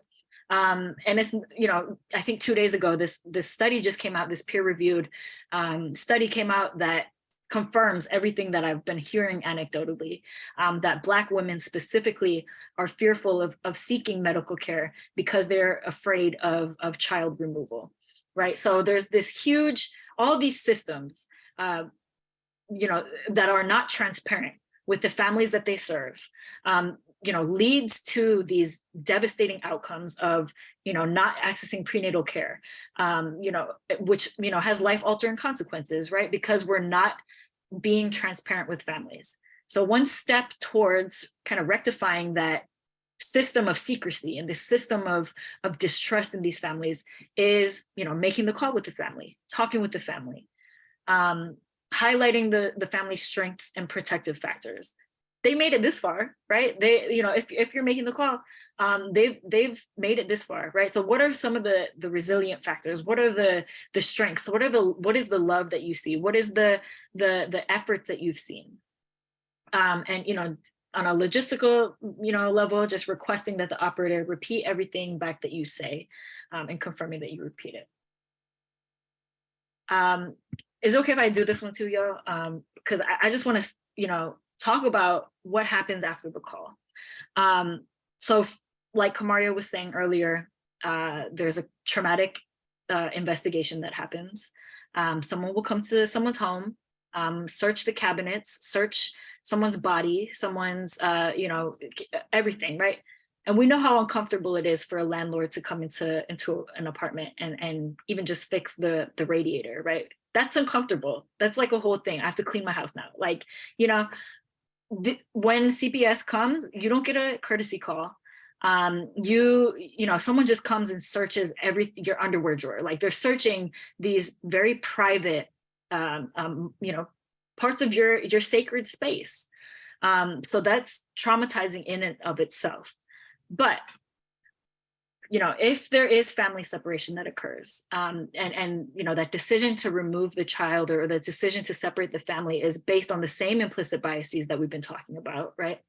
But if the decision is made to remove the child, the consequences on children and parents of family separation is, devastating. After the Trump 2018 border separation, family separation policy, I think the social work profession really came out in strong numbers, rightfully so, against this family separation, and against, and I think, the APA maybe even called this a method of torture, family separation for children and for parents is a method of torture. We don't see that this happens every day in certain communities. And there's this great quote, I wish we had the slide right now, but they separate children at the border of Harlem too, right? So, I've worked with kids who are in foster care. I've worked with adults, parents who, kids are in foster care. The trauma is palpable, right? Children who experience family separation and maybe act out their trauma through tantrums, through, disobeying the foster parent, or, they call it like, being defiant, right? They label little children defiant or disruptive, right? Because they're throwing tantrums because they want to be home. We know that, well, I've worked with a 5-year-old, for example, who was throwing tantrums, wanted to be home with her mom. Her mom was living in a shelter and had experienced domestic violence. So the CPS said that she didn't have a stable place for them to live yet. So this child was throwing tantrums. The foster parent wanted to put her on psychotropic medications. This 5-year-old girl, right? Because she was throwing tantrums, she wasn't listening. She was, a lot for the foster parent to support. So, that's just one example of how, and 1 in 3 foster children get put on psychotropic medications, right? 1 in 3, starting at age 5, sometimes even younger. So, the impacts on children is just, and then we wonder, why are so many foster children on these psychotropic medications? Because they're traumatized from the family separation and, other situations, right? But for parents too, we don't really talk about the impacts that family separation has on parents. Mothers who experience separation via the foster system are at 5 times more risk of avoidable mortality than mothers whose children die, or bereaved mothers. So 5 times more risk of avoidable mortality. That risk includes more at risk of suicide, more risk of overdose, more risk of things like car crashes because of reckless driving. Anecdotally, if you talk to a parent who, have trust with a parent who's experienced family separation, some parents, experience a spiral, right? This hugely traumatic moment has happened and everybody is calling them a bad parent and that this is, just. And then, all these hoops that these parents are jumping through just don't make a difference. They quit their job to go to all these visits. The foster parent canceled the visit. They took off work to go to court. Last minute, the judge is sick, court is canceled, right? So all these hoops that parents are jumping through that just don't make a difference. And, at the end of the day, the child is in foster care for longer. The parent is separated from their child for longer. That is kind of the impacts that we see. That's been established, and I'm sure that all of you have seen in some form in your work. I think this might be. I was going to say, I think Jasmine touched on much of this, but yeah, even when I just think about the conversations that we've had with parents, I don't understand how people cannot feel the pain of that. Of course, right, if you have an experience, you don't know it intimately, but just holding space for people who have had these experiences is just, I still get chills when I hear people talk about these things. So I think, Jasmine, you already beautifully wrapped up like understanding the involvement. And also too, something that we have that we say often is that like any involvement, I think sometimes people think if it's been years, that's when the trauma comes. But even if it's just an investigation or just a kind of like home visit, that is all just as traumatizing, not just been out of the home for like years and years. So that's the only thing I'd add to 7. We can go on. I think there's a 7.5. Yeah, so 7.5 is understanding the family's rights. And so this is an area I think where it's really important for us as mandated reporters, social workers to also get deeply politically activated to understand what is meant by rights. And so Jasmine kind of already talked about the 4th Amendment. And then here what we have is a campaign that JMF for Families started, which is like know your rights when ACS knocks. And so literally this is a card that breaks down some different points for parents, families, communities to understand a little bit of what this thing could look like. It's very small on my end, so just give me 1 second. I'm gonna make it a little bit bigger so I can see it. Okay, here we are. So we just have here that we must keep the health and well-being of families in mind. Families often lack the power and opportunity necessary to form a rebuttal against reports, and few families know their rights when interacting with ACS. So organizations such as J for Families, we engage in Know Your Rights and provide services to impacted parents. Most families are unaware that they even can say no. And I think that's really important to mention, especially when we're thinking about the ways that much of this is happening in marginalized communities and our intersections already with so many other systems. Sometimes it can feel like another thing, right? You're damned if you do, you're damned if you don't, which I hear parents talk about often. For parents who did know their rights and spoke out, and then also for parents who didn't. And so trying to find some sort of synergy between both of those experiences and this like political education being a part of it. So first, I won't go through the whole thing, but some things that we've already underscored is that you don't have to speak to ACS, you don't have to let them in if they don't have a court order. So once again, right, going back to that Fourth Amendment, you don't have to answer any questions, and you are allowed to have a lawyer or legal advocate present. We have here to contact your local family defense, many of which we've already kind of spoken about here. You have the right to an interpreter, which so many people's points of mentioning ICE in this chat, I think is deeply important, the way that language can become a barrier and the way that that's kind of just presumed that that's the way it needs to be, but you can advocate to have an interpreter present. Number 4, you have the right to know the nature of the allegation that's happening against you. And I'll say this, just because you know all these things to be true doesn't mean that they can't be used against you, right? So it doesn't mean that a person could say, well, parent refused to answer questions, right? Because they can't say something like that. It doesn't mean though that you have to. And so sometimes that's what parents will tell us. I'll just like leave that at that. Number 5, you don't have to reveal private information like your medical history, your intimate relationships, your immigration status. You don't have to sign documents like HIPAAs or consent forms, which I think is all really, really important to know because there's so many ways that, right, ACS manipulates families in these very vulnerable moments where, of course, you want to do everything you can to keep your children and keep your family safe. So sometimes folks might be answering things or revealing too much information in ways that they think will protect them or help them, but oftentimes can really hurt on the back end. And then this bottom of the palm card really just says what to expect when interacting, just kind of managing some expectations of what that's going to look like for you. And it's a lot there. So you'll all have the information to like access this more. Just for the sake of time, I think we'll move on to the next one. This we've also covered, but just to kind of highlight for those that are New York City focused, I'm really interested to see how it looks so different from all of y'all across the state. Just for clarity, when we say CPS, it's generally Child Protective Services. That's kind of the national moniker you hear. We use here in New York City, family regulation system, family policing system to really underscore what we're talking about. Also, I wanted to just highlight a few people were kind of acknowledging that there's probably some good CPS workers here engaging in this conversation. This is not a good and bad. This is not a binary. I had a job once where I had to go into discharge planning and psych wards and tell social workers that they were doing a bad job, not following discharge. It didn't feel good. So that's not what we're here. We're not here in the shame game.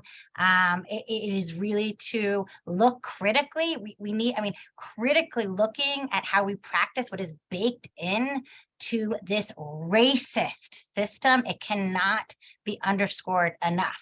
So that is really what we're talking about. And finding ways, if you're a healer or a clinician, finding ways to do that intervention, understanding the tremendous harm, thinking about racial trauma, thinking about what we know about epigenetics, if that is your lens, and what we're not asking in that clinical space. For those thinking about rights-based advocacy in New York City, really connecting to these different public defenders that are doing holistic practice, really recognizing that what brings people into these systems have nothing to do with the charge, and we're criminalizing folks in two systems that often, for some of you, jurisdictions that don't even talk to each other and further re-traumatize folks. So I also really appreciated how, someone also talked about just in hospitals and holds, thinking about in the medical setting. I have a client who's upstate in Poughkeepsie, has a previous child welfare case from North Carolina and an open criminal case when she gave birth in Poughkeepsie. It wasn't that CPS came into the room, the hospital social worker called ACS and they both said, or CPS up there, I think, it's out of my hands, you do this. And I said, all the advocacy then we couldn't get her into family court for a week. She still only has weekend visits here in the city, having to she can't always sometimes make because the cost of transportation of taking the bus from Poughkeepsie to here. So thinking about the trauma of not being connected to your newborn, not being able to breastfeed, not being able to bond, not being able to have to skin because you're fighting these systems. Best interest of whom? So we want you to ask that. And we're not judging or shaming because we're all a product of our own upbringing, our own how we were parented. I remember when the parenting journey came out, I thought it was really important because it asked that question, like, well, what do you think of parenting? What is healthy family? And guess what? We might have different definitions. And guess what? That's okay too. And so thinking about where you fit in all of this, again, it's really not to demonize. It's really not to shame you. It's really to think critically about how we need to do less harm. That's what we need to do. Less harm. Okay. I'm not a preacher, I promise. Kamari and Jasmine know me well. So this is really, again, this is on the website, but this is, again, how to really get legal advocacy and there are a lot of, JMAC works with tons of community advocates. There's even parent advocates within the system. There's different types of folks doing different types of this work. So, really thinking about where you fit. You're not going to do all of it, or you're going to burn out like me and be taken down and have to re-find yourself. And then, or you really want to really pace it to see where you can really interrupt some of these deeply baked in ways of thinking about particularly people of color living in poverty. And one final thing, because you can kind of connect, which I think is really important, because I did see this in the chat and it did happen to me.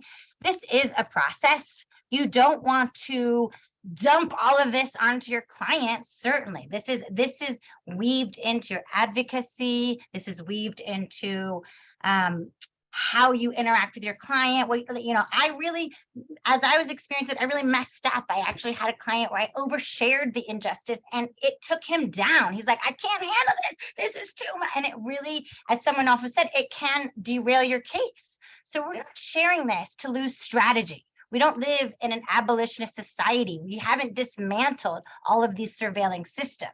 This is to take this and to plant seeds and talk to each other as you're doing. This is weirdly thrilling me, in the chat, because actually, I didn't realize, and now at almost 50, yeah, Slow and Steady can win the West. We can change this if we really bring everybody into this conversation and really honor the pain, the loss, the generational trauma. We hate women. We hate women of color. What is wrong with us? This is urgent. When I said who, what, where, why, and now, whatever that is, it's urgent. So, and that we not all can care for that because we don't always have space. I know my kids are getting older, so I have a little more energy than I had 10 years ago, but that's okay too. So there's no judgment. Bring each other, bring your neighbors, bring your supervisors. I love the dialogue. Is like, oh, my supervisor says to tell my client and have them call. Mine says you can't. You see how subjective this is?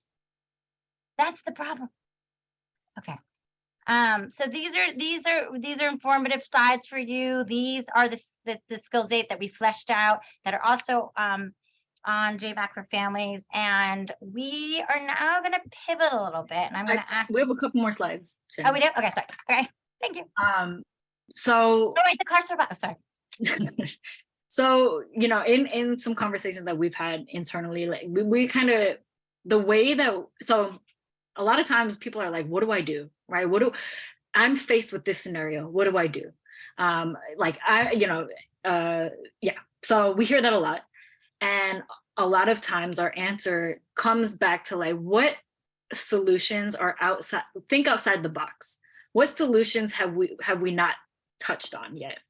Really encouraging people to think creatively. And so, when we were kind of talking about this, we're like, a lot of this thinking that we typically do is within this carceral box.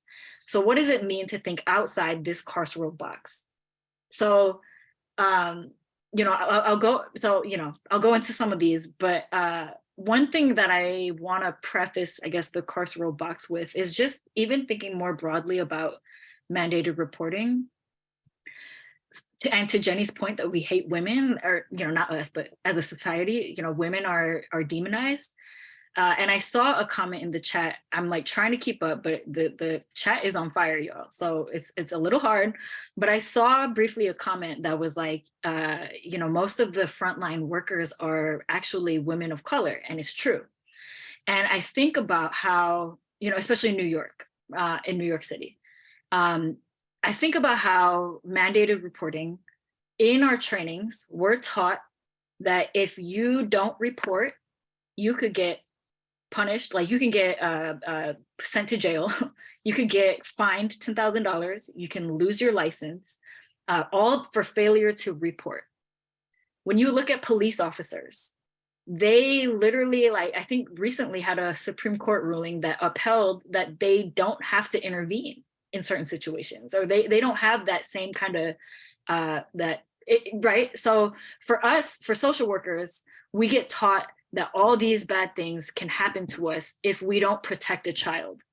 For police officers, and you know, the stereotypical police officer is a man, right? It's a masculinized profession.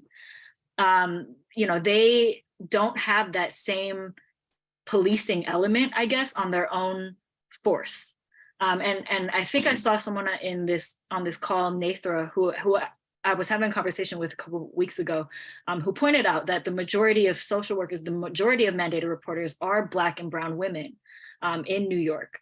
So just think about how we're thinking about this carceral box and how we fit in and how our demographic fits in, right? And how we police ourselves. Because I don't know of any case in which a mandated reporter who failed to report actually faced criminal prosecution. I've seen a case of civil suit, but the majority of policing that happens for failure to report is within ourselves. It's our supervisors, it's our board, it's our own people who are policing us, right? It's not the criminal legal system who is. So I just, you know, bring that up to kind of point out the gender dynamics and the racial dynamics of our work, and you know, how we're passing off the liability, and then, you know, also part of the system. So the carceral box, we talked about liability, right? That's all thinking within the box. We talked about compliance, burnout. There's a study that you know, talks about how a huge, you know, a large reason for social workers in that study that for burnout was because of these mandated reporting policies and policies like them that, you know, don't leave room for professional discretion. We have this kind of savior complex, right? And this idea that if we don't do it, nobody else can. And part of the reason is because there's no funding for other types of support. In New York State, actually, we have an initiative called the Child and Family Wellbeing Fund, which, you know, seeks to kind of rectify some of this issue, right? But the idea is that so when you go to a well-resourced neighborhood, what kinds of coaches and counselors do you see? You see soccer coaches, you see art classes, you see summer camp counselors, you see public speaking coaches, right? You see these kinds of coaches for kids. If you go to a low income neighborhood, especially one that's highly impacted by CPS, what kind of coaches and counselors do you see there? You see mental health counselors, you see behavioral health coaches. I've been a therapeutic behavioral coach. These roles and these words mean something very different, right? In affluent communities, you get services that nurture creativity. You get services that nurture peer support, that nurture like working together towards a common goal, right? You're trying to win the game together, right? In low income communities, I was like 23 coloring with 5-year-olds. And that was my therapeutic behavioral coaching, right? That was mental health services for these young folks, right? Versus we know that mental health entails also having friends, having a strong community, right? So the idea, the ways that we're thinking about funding in certain communities looks very different. And, you know, thinking outside this carceral box includes, you know, funding kind of these other types of nurturing resources. Yeah, and then I'll just say deficiency-oriented language. We use the phrase at risk all the time, right? What does that mean? What are people at risk for, right? Like the ways that we're classifying people is already at a deficit. They're at, you know, unless we save them, unless we save these kids, they're going to be, you know, at risk for going to jail. Unless we come in and save these kids, they're going to be at risk for something, right? It perpetuates this savior complex, and it posits us as the only people who can help these kids, or else their environment is so bad that they will be at risk of succumbing to it, rather than seeing, okay, what can we do to support this community? What does it mean for this community to thrive, right? Like how can we fund and resource and connect people who are already living here, rather than thinking of ourselves as someone who can save them from this like impending doom. Kamari, do you want to go over? Yeah, I love thinking about like what's outside of this carceral box, because I think it's the work that the same people who are being targeted by these systems, right? We've been talking a lot about women of color and Black women have been operating outside of. And so I think a lot about feminisms of color, Black feminism, in the ways that hinges on this kind of radical world making and thinking about what exists after, right? That there was a time before these systems, there was a time before, and there's going to be a time after. And so how, in my mind, I say that we get to that time after is through divesting from this carceral box and thinking about what's on the outside of it. Resource mapping, right? Do you know the people who live in your neighborhood? I mean, I know the people in my family talk about this a lot, right? There used to be a time where you didn't know who didn't live on your block. Anyone could discipline you, both good and bad, if you were out here doing something that you weren't supposed to do. You had an auntie, you had a cousin, right? And this is a part of that when we were talking about the village, that you have people who are your extended family who are able to show care, even when, say, for example, maybe the guardian or parents don't have the capacity to in that moment. So thinking about what community centers, we know that those have been shut down across the country, in the ways that those have been spaces where young folks can gather and collectively imagine together, and thinking about, does that still exist in your community? How can you triage people to those? What is there? And then if not, what is there? How can you collaborate with the impacted parents in that space to create something else that can be?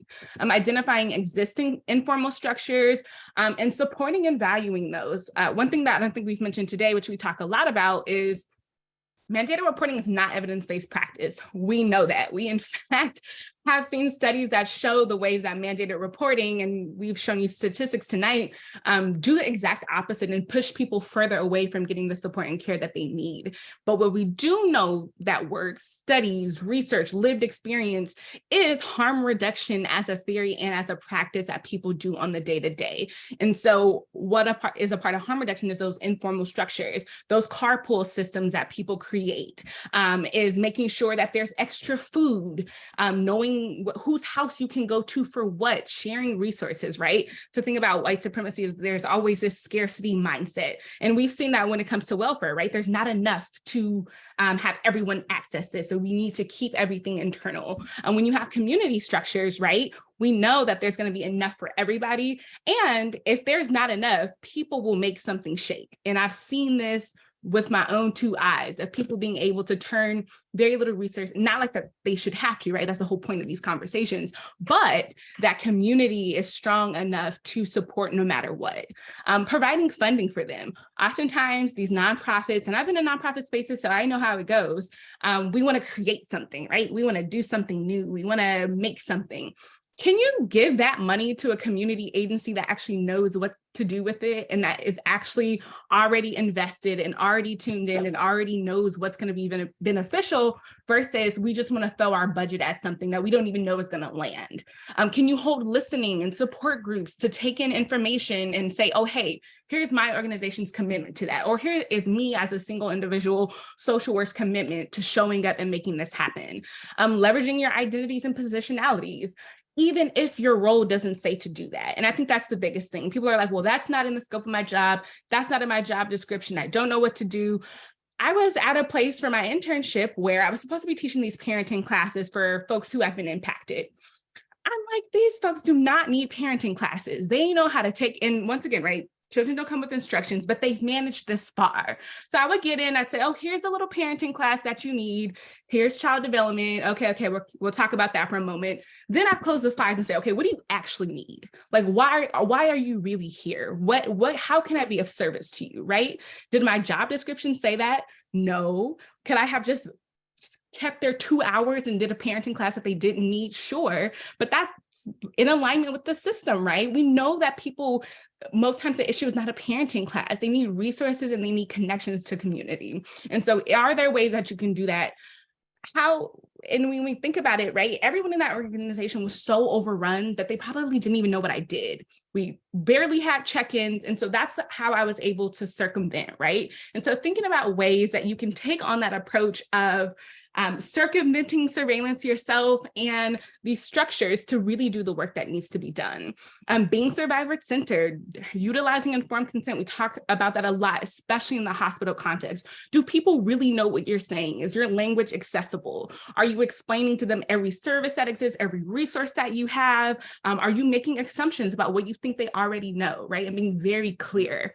Once again, that harm reduction in theory and practice is so deeply important. And it's my original relationship to what I believe the social work field to be. And then I got in and I was like, oh, this is really scary and not what I thought it was at all, right? So getting back to a very radical roots of what social work is and how we are integral to communities as people who are, to Jenny's points, healers and caretakers and givers, right? And supporters and space holders once again. And then imagination and creativity. There's a project called 1 Million Experiments. I encourage all of you to look that up. But really what it is across the country, these abolitionist projects that already exist. In every state, in every city of this country, there are people doing the work and models that already exist. What can we be duplicating? What can we be giving light to, giving voice to? It doesn't all have to come just from you, right? That's the point of divesting from what's over here in this carceral box of that isolation. It's called 1 Million Experiments. I'll try and drop it in a second, but I mean, look, just see what exists, right? Even if you're after this conversation, you're so activated and you're like, what are people doing, right? How can I get inspiration? I encourage that. There's other passions that you have. How can you mesh that into the work that you do as a social worker? Sometimes I think we're like social workers by day, and then we can have this life that's actually joyful because we know the field is draining. But how can we create synergy between the two of those so that this work is not transactional and that it means something and that it's impactful for the communities that we serve? So if you don't remember anything tonight, remember, there's a world outside of the carceral box that people are building every day in this country, across the world, right? Because we're all healing from the violence of white supremacy. So thinking about living on the outside of that. Can I also just add really quick, so this is kind of unrelated to anything you said, Kamaria, but thinking about how we think in the carceral box every day. So actually like 2 weeks ago, I was talking to a parent who was telling me she currently works at a nonprofit and supports other parents. And she was telling me about how one of, there's a school in New York that has laundry, a laundry machine available for parents and families to use. They still called CPS on a parent or a family for the child coming to school with dirty clothes. And, the reason that they said was, or, kind of this background info was they wanted the parent to start, finding their own laundry, right? The parent has been using this laundry for too long, right? And I think that kind of mindset is very common you can have this service for a couple months. We can provide this help for 6 months, for a year. And then you really got to get on your feet, right? You really got to find it for yourself. And if you can't find it, I mean, we're already exhausted all of our resources, right?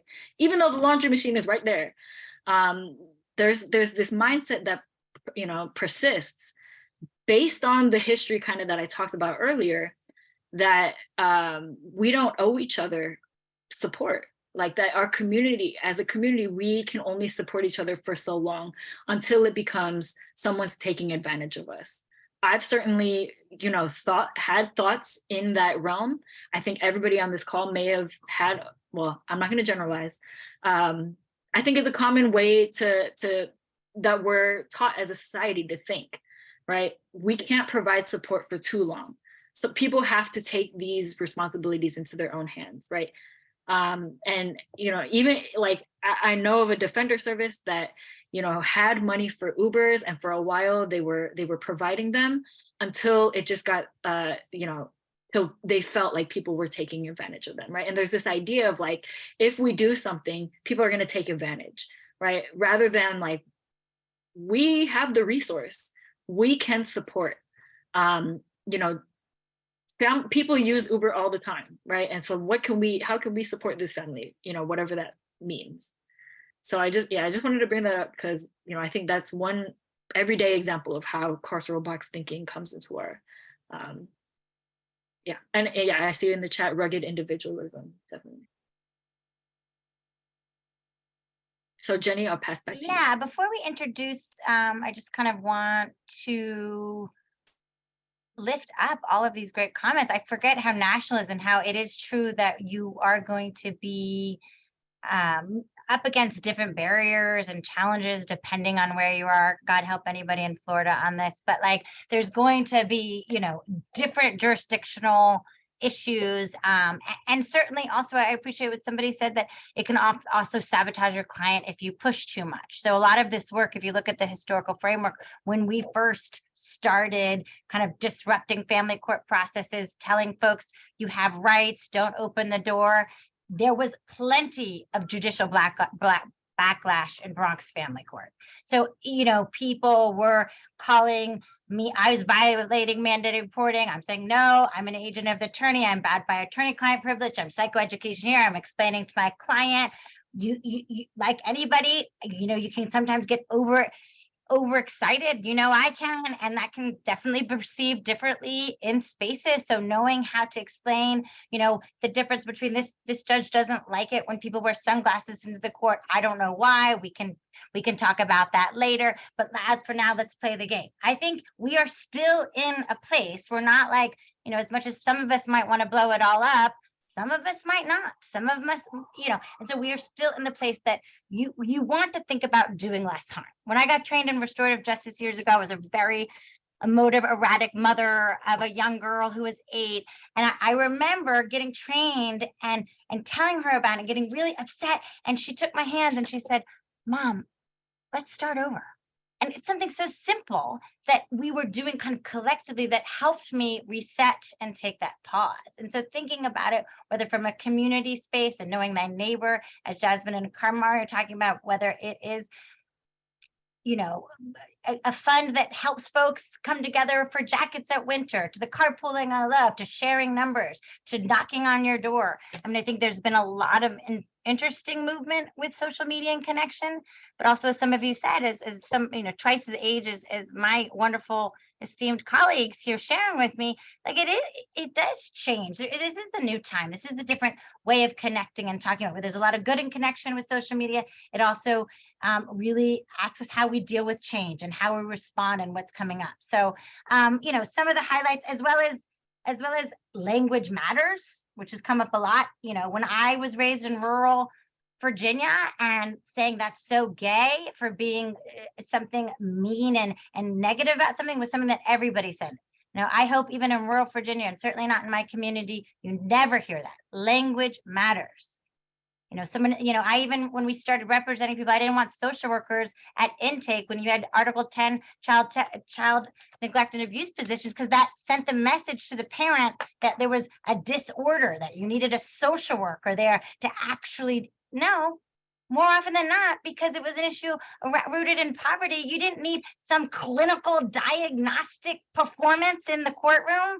You didn't need it. It was part of the charade, in my opinion.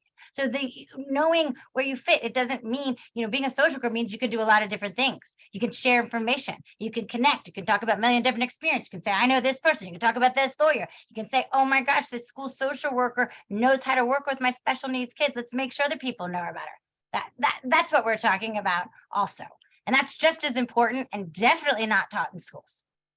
Anyways, so we are trying to pivot here because we have a lot of really interesting scenarios that are based in things that we've heard, experienced, done, talked with folks about.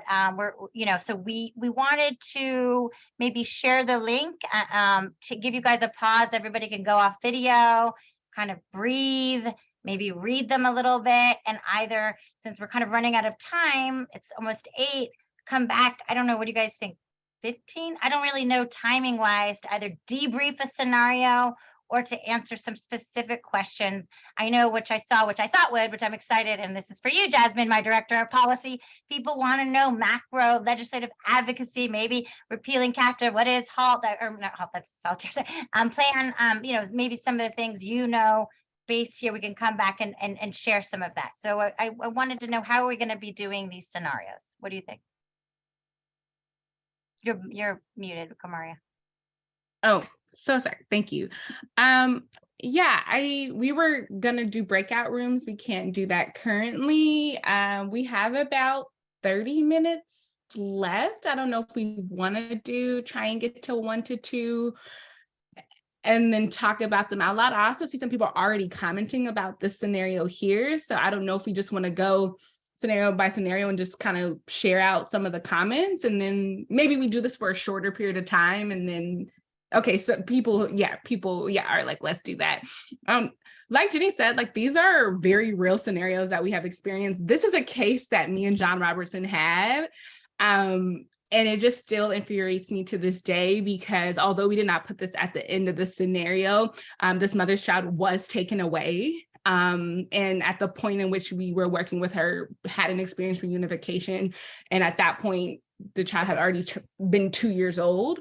So yeah, let's kind of get into some of the comments. I see people talking about the hospital, asking the hospital for a car seat. One of the things that were most striking to me about the scenario is that the family was there, right? So it's very clear that that couple had support and community. They were saying that the cousin was literally on the way to the hospital with the car seat. It's not like the car seat wasn't accounted for. I'm seeing that Medicaid can provide car seats. Exactly.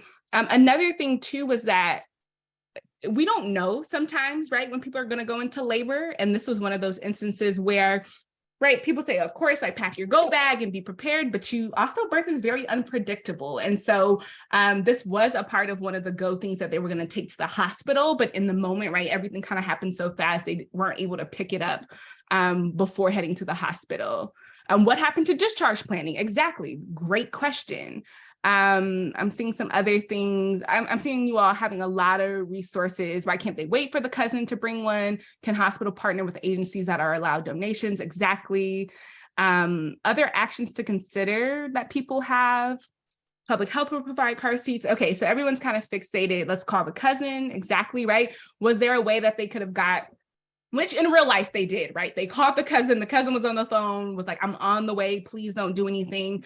But to the point earlier about the kind of secrecy of the moment and not involving the family, the call had already been made. The moment that the nurse was notified that they didn't have a car seat in that moment, they had already called. And so all the things that you all are suggesting are brilliant and amazing. But where this scenario could have been stopped was with that nurse, right? And her having that self-reflection and that thinking beforehand. Yes, I agree, a heartless situation. Anything, Jasmine and Jenny, y'all want to add to this one? Irresponsible, yeah, really good. Things that I'm seeing in the chat. Action plans. Yeah, good stuff, y'all. Really, really, I hope y'all are looking into this chat. There's a lot of good things here. Okay, I think we can move on to number 2.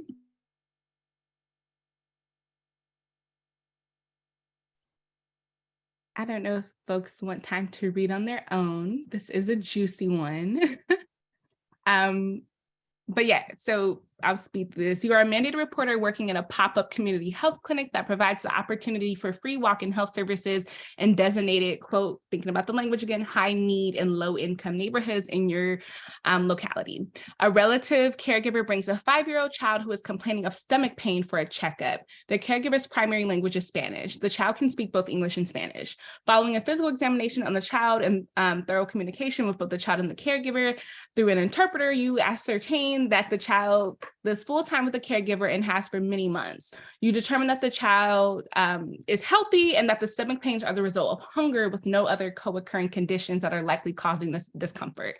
The caregiver angrily indicates that they are not able to work due to a car accident. As a result, there is less food in the house and everyone is eating less, including the child, and that they are doing the best they can, going above and beyond to care for a member of the family in an already difficult circumstance. The caregiver states that while the child is not eating as much as they used to be, that they are eating enough. You provide the caregiver with information on a local food pantry in a nearby church and information on how to apply to public benefits on behalf of themselves and the child. Their caregiver is accepting of your referral and begrudgingly notes that the family would go to the food pantry today and pursue applying for public assistance, but is clearly agitated.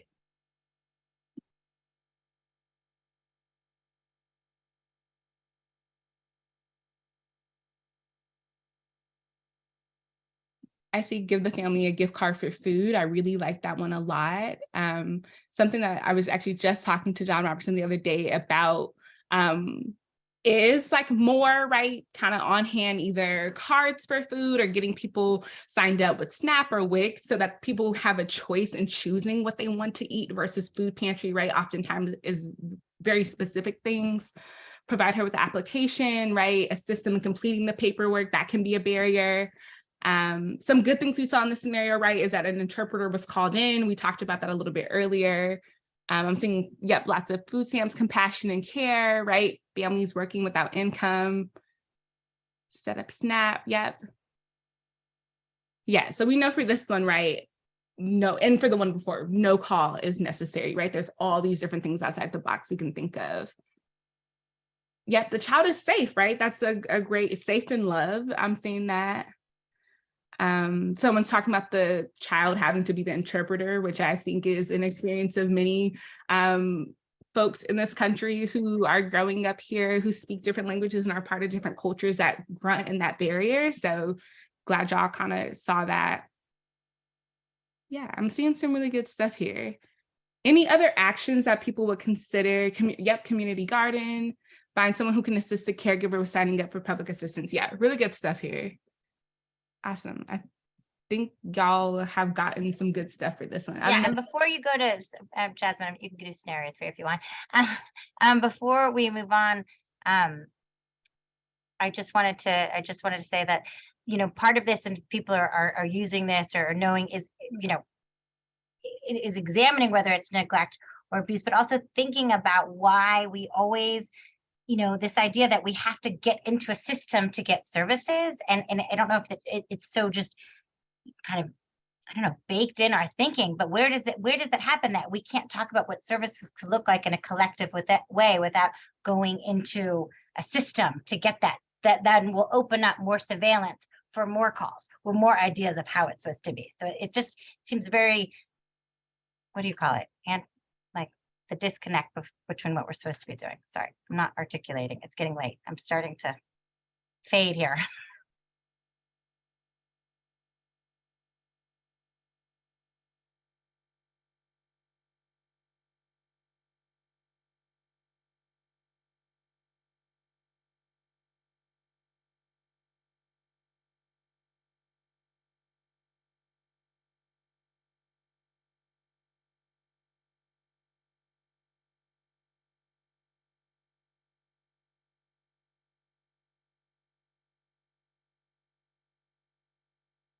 Okay, so hopefully giving, yep, All right, perfect. People are saying they need more context. People are questioning what is meant by scared. Explore further, right? I'm hearing a lot of questions. Oh yeah, okay. People are saying they need a lot more context, right? In this scenario, right, I'm sure kind of our social worky brains, and well, let me not say our, mine, right? When someone says messed with, right, kind of maybe that's taking me into some questions about sexual abuse that is happening, right? I'd be really curious about what does mess with you mean to the child, right? The language that they're specifically using. I know it's also very common for folks to, maybe, especially schools at this age, maybe they need like a doll or something to say like, okay, well, what does that mean to you? Show me, things like that can be helpful, but yeah, need to explore. Someone said, yeah, mess with like wrestling, or what does that, fully mean? Yeah, I'm seeing some really good stuff on here. With this one, it's also hard to tell, right, those family strength or protective factors, because it's very little information that's kind of coming into you. Other stuff, before I Also, jump. this is where language really matters, and thinking, having awareness. I work with folks. I'm like, oh my God, Johnny, I beat his ass. I'm like, no, you didn't really beat his ass. Like, when you say that, people hear that and interpret it through their own lens and experience. So language matters in lots of different ways. And it can also humanize somebody, but it can demonize somebody in your own experience, because this is rooted in subjectivity. So I love that people, it's not only more context, but a more understanding of what that means to that person. And I think that doing that a lot in this setting makes sense. Well, what do you mean by that? Give me more, talk it out, give me some sense. Then you really are trying to mitigate your own bias. Yep. I like that. Recognize you might not be the right person to interview this child. Love that.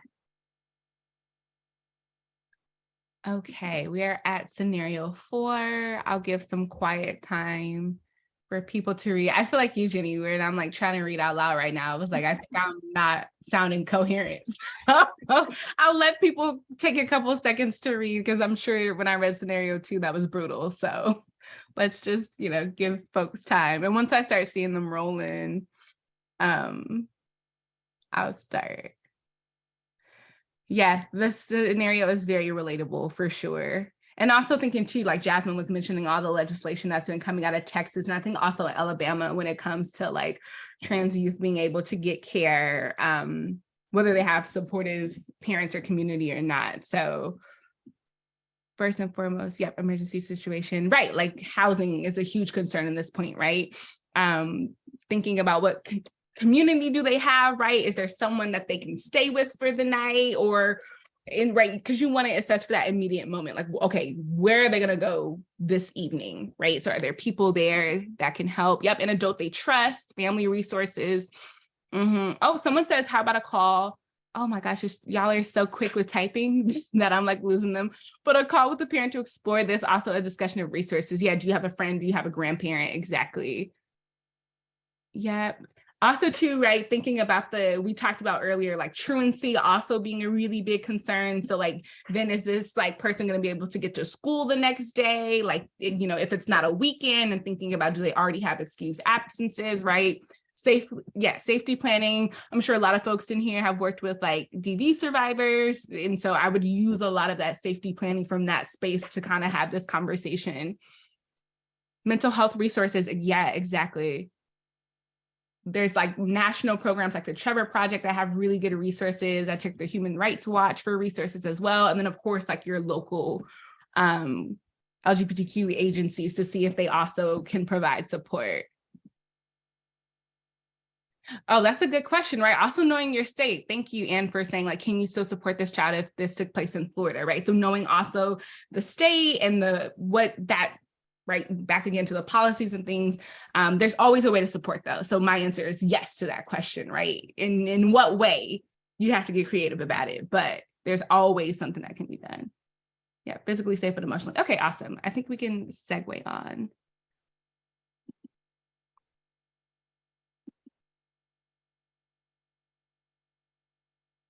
Okay. This one was also based off of. I really want to highlight, I just saw a comment from Miss Ellis, does the father just need some time to calm down and or a few minutes or hours to decompress? And actually, a couple days ago, when Jenny and Kumari and I were meeting, we were just talking about how permanent an ACS call is, or a CPS call is, when we know, and not to minimize ever, harm, right? But we know that sometimes what people need in the context of family dynamics, sometimes it is a 2-day vacation from each other. Sometimes you just need space, 2 weeks apart from each other, right? So thinking about what solution, how can we support this family in getting space from each other, without, such a permanent solution that, will impact both the parent and the child for, the many years to come.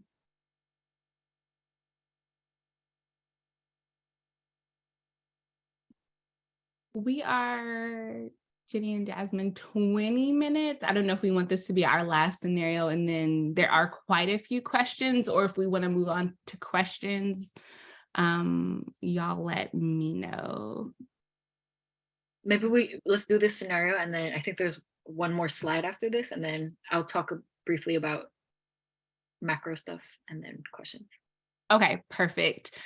Yes, what are we seeing? Yep, a referral for support. No call to the SCR. Does this child have an IEP? Great questions. Yep.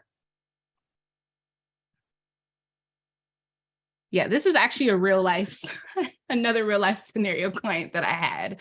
And all these things are wonderful. And I can tell you that we had a really hard time working with the school about an IEP. The folks who were in that space felt very burned out by the student, and at this point also felt hopeless. So yes, an IEP is really important. Looking to see if the school could provide busing. Exactly, right? Like, what else can be done from the school? Yep, school responsibility for transportation. Oh, that's a great question. Is the behavior that the child is experiencing like self-harming, right? Or others, and deciding, right, like if a higher level of care is needed. Yeah. Yep, there are family strengths and protective factors, right? Clearly. Yep, behavior agencies through and outside. Yep, consideration of homeschooling. Right, which would take a very thorough kind of conversation with parents and family, right? Thinking about the sustainability of homeschooling and the cost, right? So not a bad option, but something that people would really need to talk about. Thinking about is the child connected to state services and what that would look like. I think I feel like I lost this comment, but I think someone mentioned support groups, and that's something that we did for the father primarily, who had lost his job at this point, was very exhausted and tired and just needed support of other communities. There was also a lot of stigma in terms of the diagnoses and not having folks in his family who are autistic. And so the support group and the peer support space of other parents who had children with autism ended up being very, very helpful, and them sharing information and having the father feel very seen and supported. Yeah. Okay. Yep, health homes. I'm seeing a lot of really, really good stuff here. Okay, yep. Yeah, people are sharing good resources and referrals.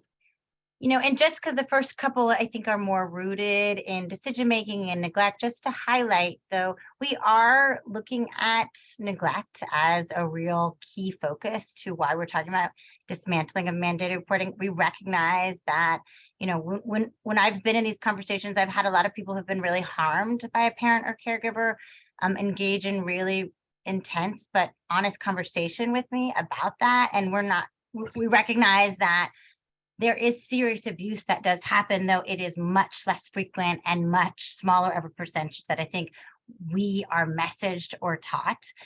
So I do want to acknowledge that and recognize that, if you are working in very severe abuse, sexual assault, physical assault, really severe emotional abuse, that is a part of your identity in doing this work. I remember trying to have this conversation years ago with a foster care provider in the Bronx that did medical foster care. So they were really supporting families that were most impacted by some of the worst situations of medical abuse and care, and a lot of very just challenging work. And when we tried to have the conversation, I realized I was really going about it poorly, incorrectly, not honoring how much vicarious trauma and kind of this group think they saw in terms of families in the system, and how much that was really affecting their work. So I acknowledge we're not really talking about those. We know that some of you are like, really bad things happen, and what are we doing with those people? And those are very challenging conversations, because our go-to is to punish, is to take away their liberty, and to isolate. And though that isn't what we're talking about now, if this is something that is coming up for you, really looking at some of those resources you can get in those areas, we can talk about that later too, if helpful. Sorry, I see that coming up in texture, and I know that our scenarios are not acknowledging that. Yeah, thanks, Jenny. And there's so much good, resource sharing in the chat. So I'm definitely going to download this chat, and, we'll try and, I don't know, maybe we'll summarize it. Maybe that's a little ambitious. I don't know. But, we will send out the slides and, this information. And one piece that I saw in the chat earlier and that Jenny spoke to is really the need for social workers to be involved in macro level advocacy. And that goes back to that history that I was talking about, when we as a profession shifted our focus away from macro level advocacy towards, the interpersonal kind of work. And micro level work that is essential, but also informs macro level work and is informed by macro level policies. So right now, JMAC for Families has like 3 to 5, I would say 3 to 4 pieces of legislation in New York State that we are the authors of / very supportive of. I think one of the support colleagues will put the link in the chat. Yeah, thank you. jmacforfamilies.org /active-campaigns. So we have, those 3 bills, family Miranda rights, which is, kind of what I spoke to earlier, that every family has the 4th Amendment, right to refuse a government worker into their home unless they have a court order or a exigent circumstance. And actually a recent ProPublica article from October, I believe, highlighted New York City and found that, it should be standard operating procedure that a government worker obtains a court order, but actually that happens in 0.2% of the cases in New York City, right? 0.2% of cases actually abide by what should be standard operating procedure. The majority of cases we know and the homes that are searched are in Black and brown and low income neighborhoods. So, this bill isn't about creating any new rights. It doesn't change the law. It just, requires that ACS workers, CPS workers read families their rights and provide access to legal resources. So, another New York Times article in November actually highlighted a report from ACS workers themselves that said that they were trained to coerce their ways into families' homes, right? This is not just me, this is ACS workers saying this themselves. And they recommended something like a family Miranda bill. The article from the New York Times, I believe it's like, is NYC ACS racist? Some of its own workers say yes, something like that. And it's from November. And the other one is ProPublica. And we'll send out all these links in a bit. So, that's one bill. The other one, ending anonymous reporting and replacing it with a system of confidential reporting. A lot of the reports that we see are malicious, they're false. And, this system of anonymous reporting is being used by landlords who want to evict families, by partners who are maliciously calling on their ex. So what this would do is it would replace this system of anonymous reporting with confidential reporting. That information would be redacted from it would be very well protected. The final bill, informed consent. So currently we have a system, medical system in which pregnant people are drug tested and their newborns are drug tested without informed consent. So these bodily fluids are being taken from pregnant people and their newborns without anybody knowing, and being reported to CPS, even though we know that a drug test is not a parenting test. And so what this bill would do is it would require that physicians and providers obtain specific and informed consent from pregnant people, pregnant and perinatal people in medical settings. So please look at the website for a little bit more information. We also have a bill called Preserving Family Bonds. So, right now when families' rights get terminated, when a parent's rights get terminated, they can be, they can lose, all contact with the child and the parent. But what this would do is it would allow judges to have the discretion to order continued visits between a biological parent and a child. So it's still, there's still, that question of child safety is still being answered by, this judge has discretion, right? If this is in the best interest of the child, these visits can be ordered. Finally, we have an initiative on a federal level called Repeal CAPTA. So CAPTA, I mentioned earlier, is the federal piece of legislation that mandates mandated reporting. So repealing it is one step towards, creating a more equitable, future and redirecting money from a system of criminalizing and prosecuting to, one of support. There's a whole host of other things that CAPTA does. Actually, you know what? I think we just made a Twitter. It's very new, but follow, I think it's Repeal CAPTA at Twitter. I think it was just made like a couple weeks ago. So I don't know if it's been used yet, but follow there for more. I think we're coming out with a website soon. And okay. Oh no. Okay.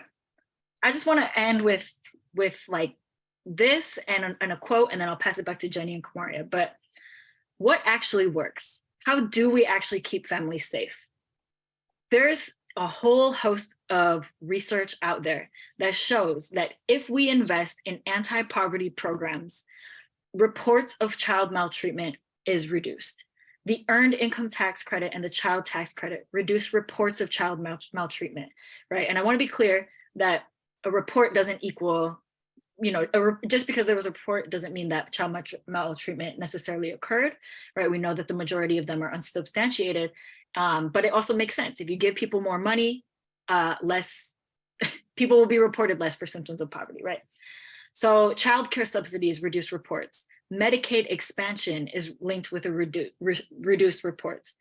Increasing the minimum wage by $1 reduces child maltreatment by 10%, right? Something so, simple, can really impact the ways that children and families, interact with each other and interact with systems. 30% of foster children could be home right now if their families had adequate housing. And I see a comment that during COVID, we lowered child poverty with that money. Exactly. Anna Arendt has this great piece called the unintended experiment in abolition or something like that, where she documents how the decrease in mandated reporters during the onset of the COVID-19 pandemic, plus the rise in mutual aid funds and the rise of anti-poverty supports like the child tax credit, all reduced entry into the foster care system, reduced reports, and had no impact on child safety, according to the ACS commissioner himself. So invest in families, provide families with the resources that they need. And I really want to end my piece with this quote from Chris Gottlieb, who, she works at NYU. She says this: so social workers play a dual role with opposing goals. They are expected to support the same parents that they are charged with investigating and prosecuting. That creates a conflict that is not resolvable. If we want social workers to actually be helpful to families, these roles must be separated. Here, here. So I will pass that. Chris couldn't say it better. And I think we know that if the cops are questioning you, are you going to go to the cop and say, can you help me with this? And so this idea that we've created a system that you get in trouble if you don't snitch on somebody, and that is healthy family practice should concern us all. And I think I'm going to stop there. I think I'm going to stop there. That's it. Thank you. Sorry. But I feel so. I was going to text it to them in Kamara and Jasmine's group chat, but I couldn't ask for better people to be engaged in these conversations. They're doing this work on the ground. Kamara is a healer, and Jasmine's looking at from a macro lens. And they both, as students here, coming from different backgrounds with different experience, really struggled with how we talked about mandated reporting. Why is that? Do we have other, like I heard someone say, do we report on, where do we report when somebody's living in poor housing conditions or doesn't, who are reporting when they don't, what institution do we report or person report when they don't have food? So even the idea or the practice that we are agents of the state, someone wrote that, you are an agent of oppression. So it's okay if you're like, WTF, that's okay. That now it's time to, all of us at different places need to reflect on this and see what we can do to do less harm. And whether it's a history argument that lands, a financial argument, a biopsychosocial, we don't care. We just want you to keep, fighting this fight and going down in history, really questioning why our discipline is saddled with a policing agent. So thank you all. Kamara and Jasmine, you're such badasses. I just want you to know they're not even in New York City. Of course, that means it's not as late. But we both, all three of us, are doing this because it was free. We think CEU should be free. That's another whole other seminar we should do on the capitalism of social work, but that's okay. So we are here to engage in conversation. Tomorrow's International Day of the Women. It's social work events. It's women, whatever it is. Let's just engage in community. Stop judging people, folks. Come on now. Sorry, this is what happens. I'm almost 50. You let your freak flag fly at my age. So thank you, people. Kamara and Jasmine.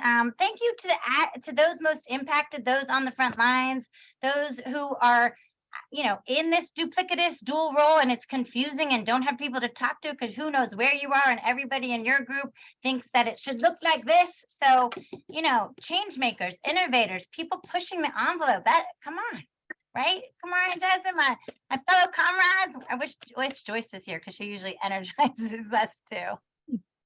Yeah, echoing everything that Jenny has said, I always appreciate being able to do this work with the two of you and all the other amazing folks. But on the screen is information of how to stay connected with us. If you have felt the deep despair of that isolation in the field and want to make a change and begin to do this work, we are actively meeting with folks to restructure in different spaces, right? If they're in private practice, if they are also in schools. So please reach out to us. Jasmine's email's on there as well. So and the Network to Advance Abolitionist Social Work does great stuff too, if this conversation from that theoretical abolitionist framework lands for you too. Are we doing Q&A? Are we supposed to? I don't know if it's 8:28. Come on, they're answering their own questions. You guys are actually giving me faith in social workers. I guess maybe I did need to do this with all this great dialogue. I think maybe we can just collect the questions. Some of them were more so comments, but if we can sort through the questions and then maybe. Are people allowed to unmic themselves? Is there's a pressing question that no, you're not. Okay. No, so I'll jump in real quick. Sorry, Hi, who's talking? I was out and it's Amelia. Okay. I have you all spotlit and not myself, for very intentional reasons. We can unmute folks. I don't want to take up anyone's time. Presenters, if you'd like to stay, I'm available as long as you'd like me. So if you want to stay, I can unmute some folks. I can also give you the chat and you can go through and get back to people another way. Up to you.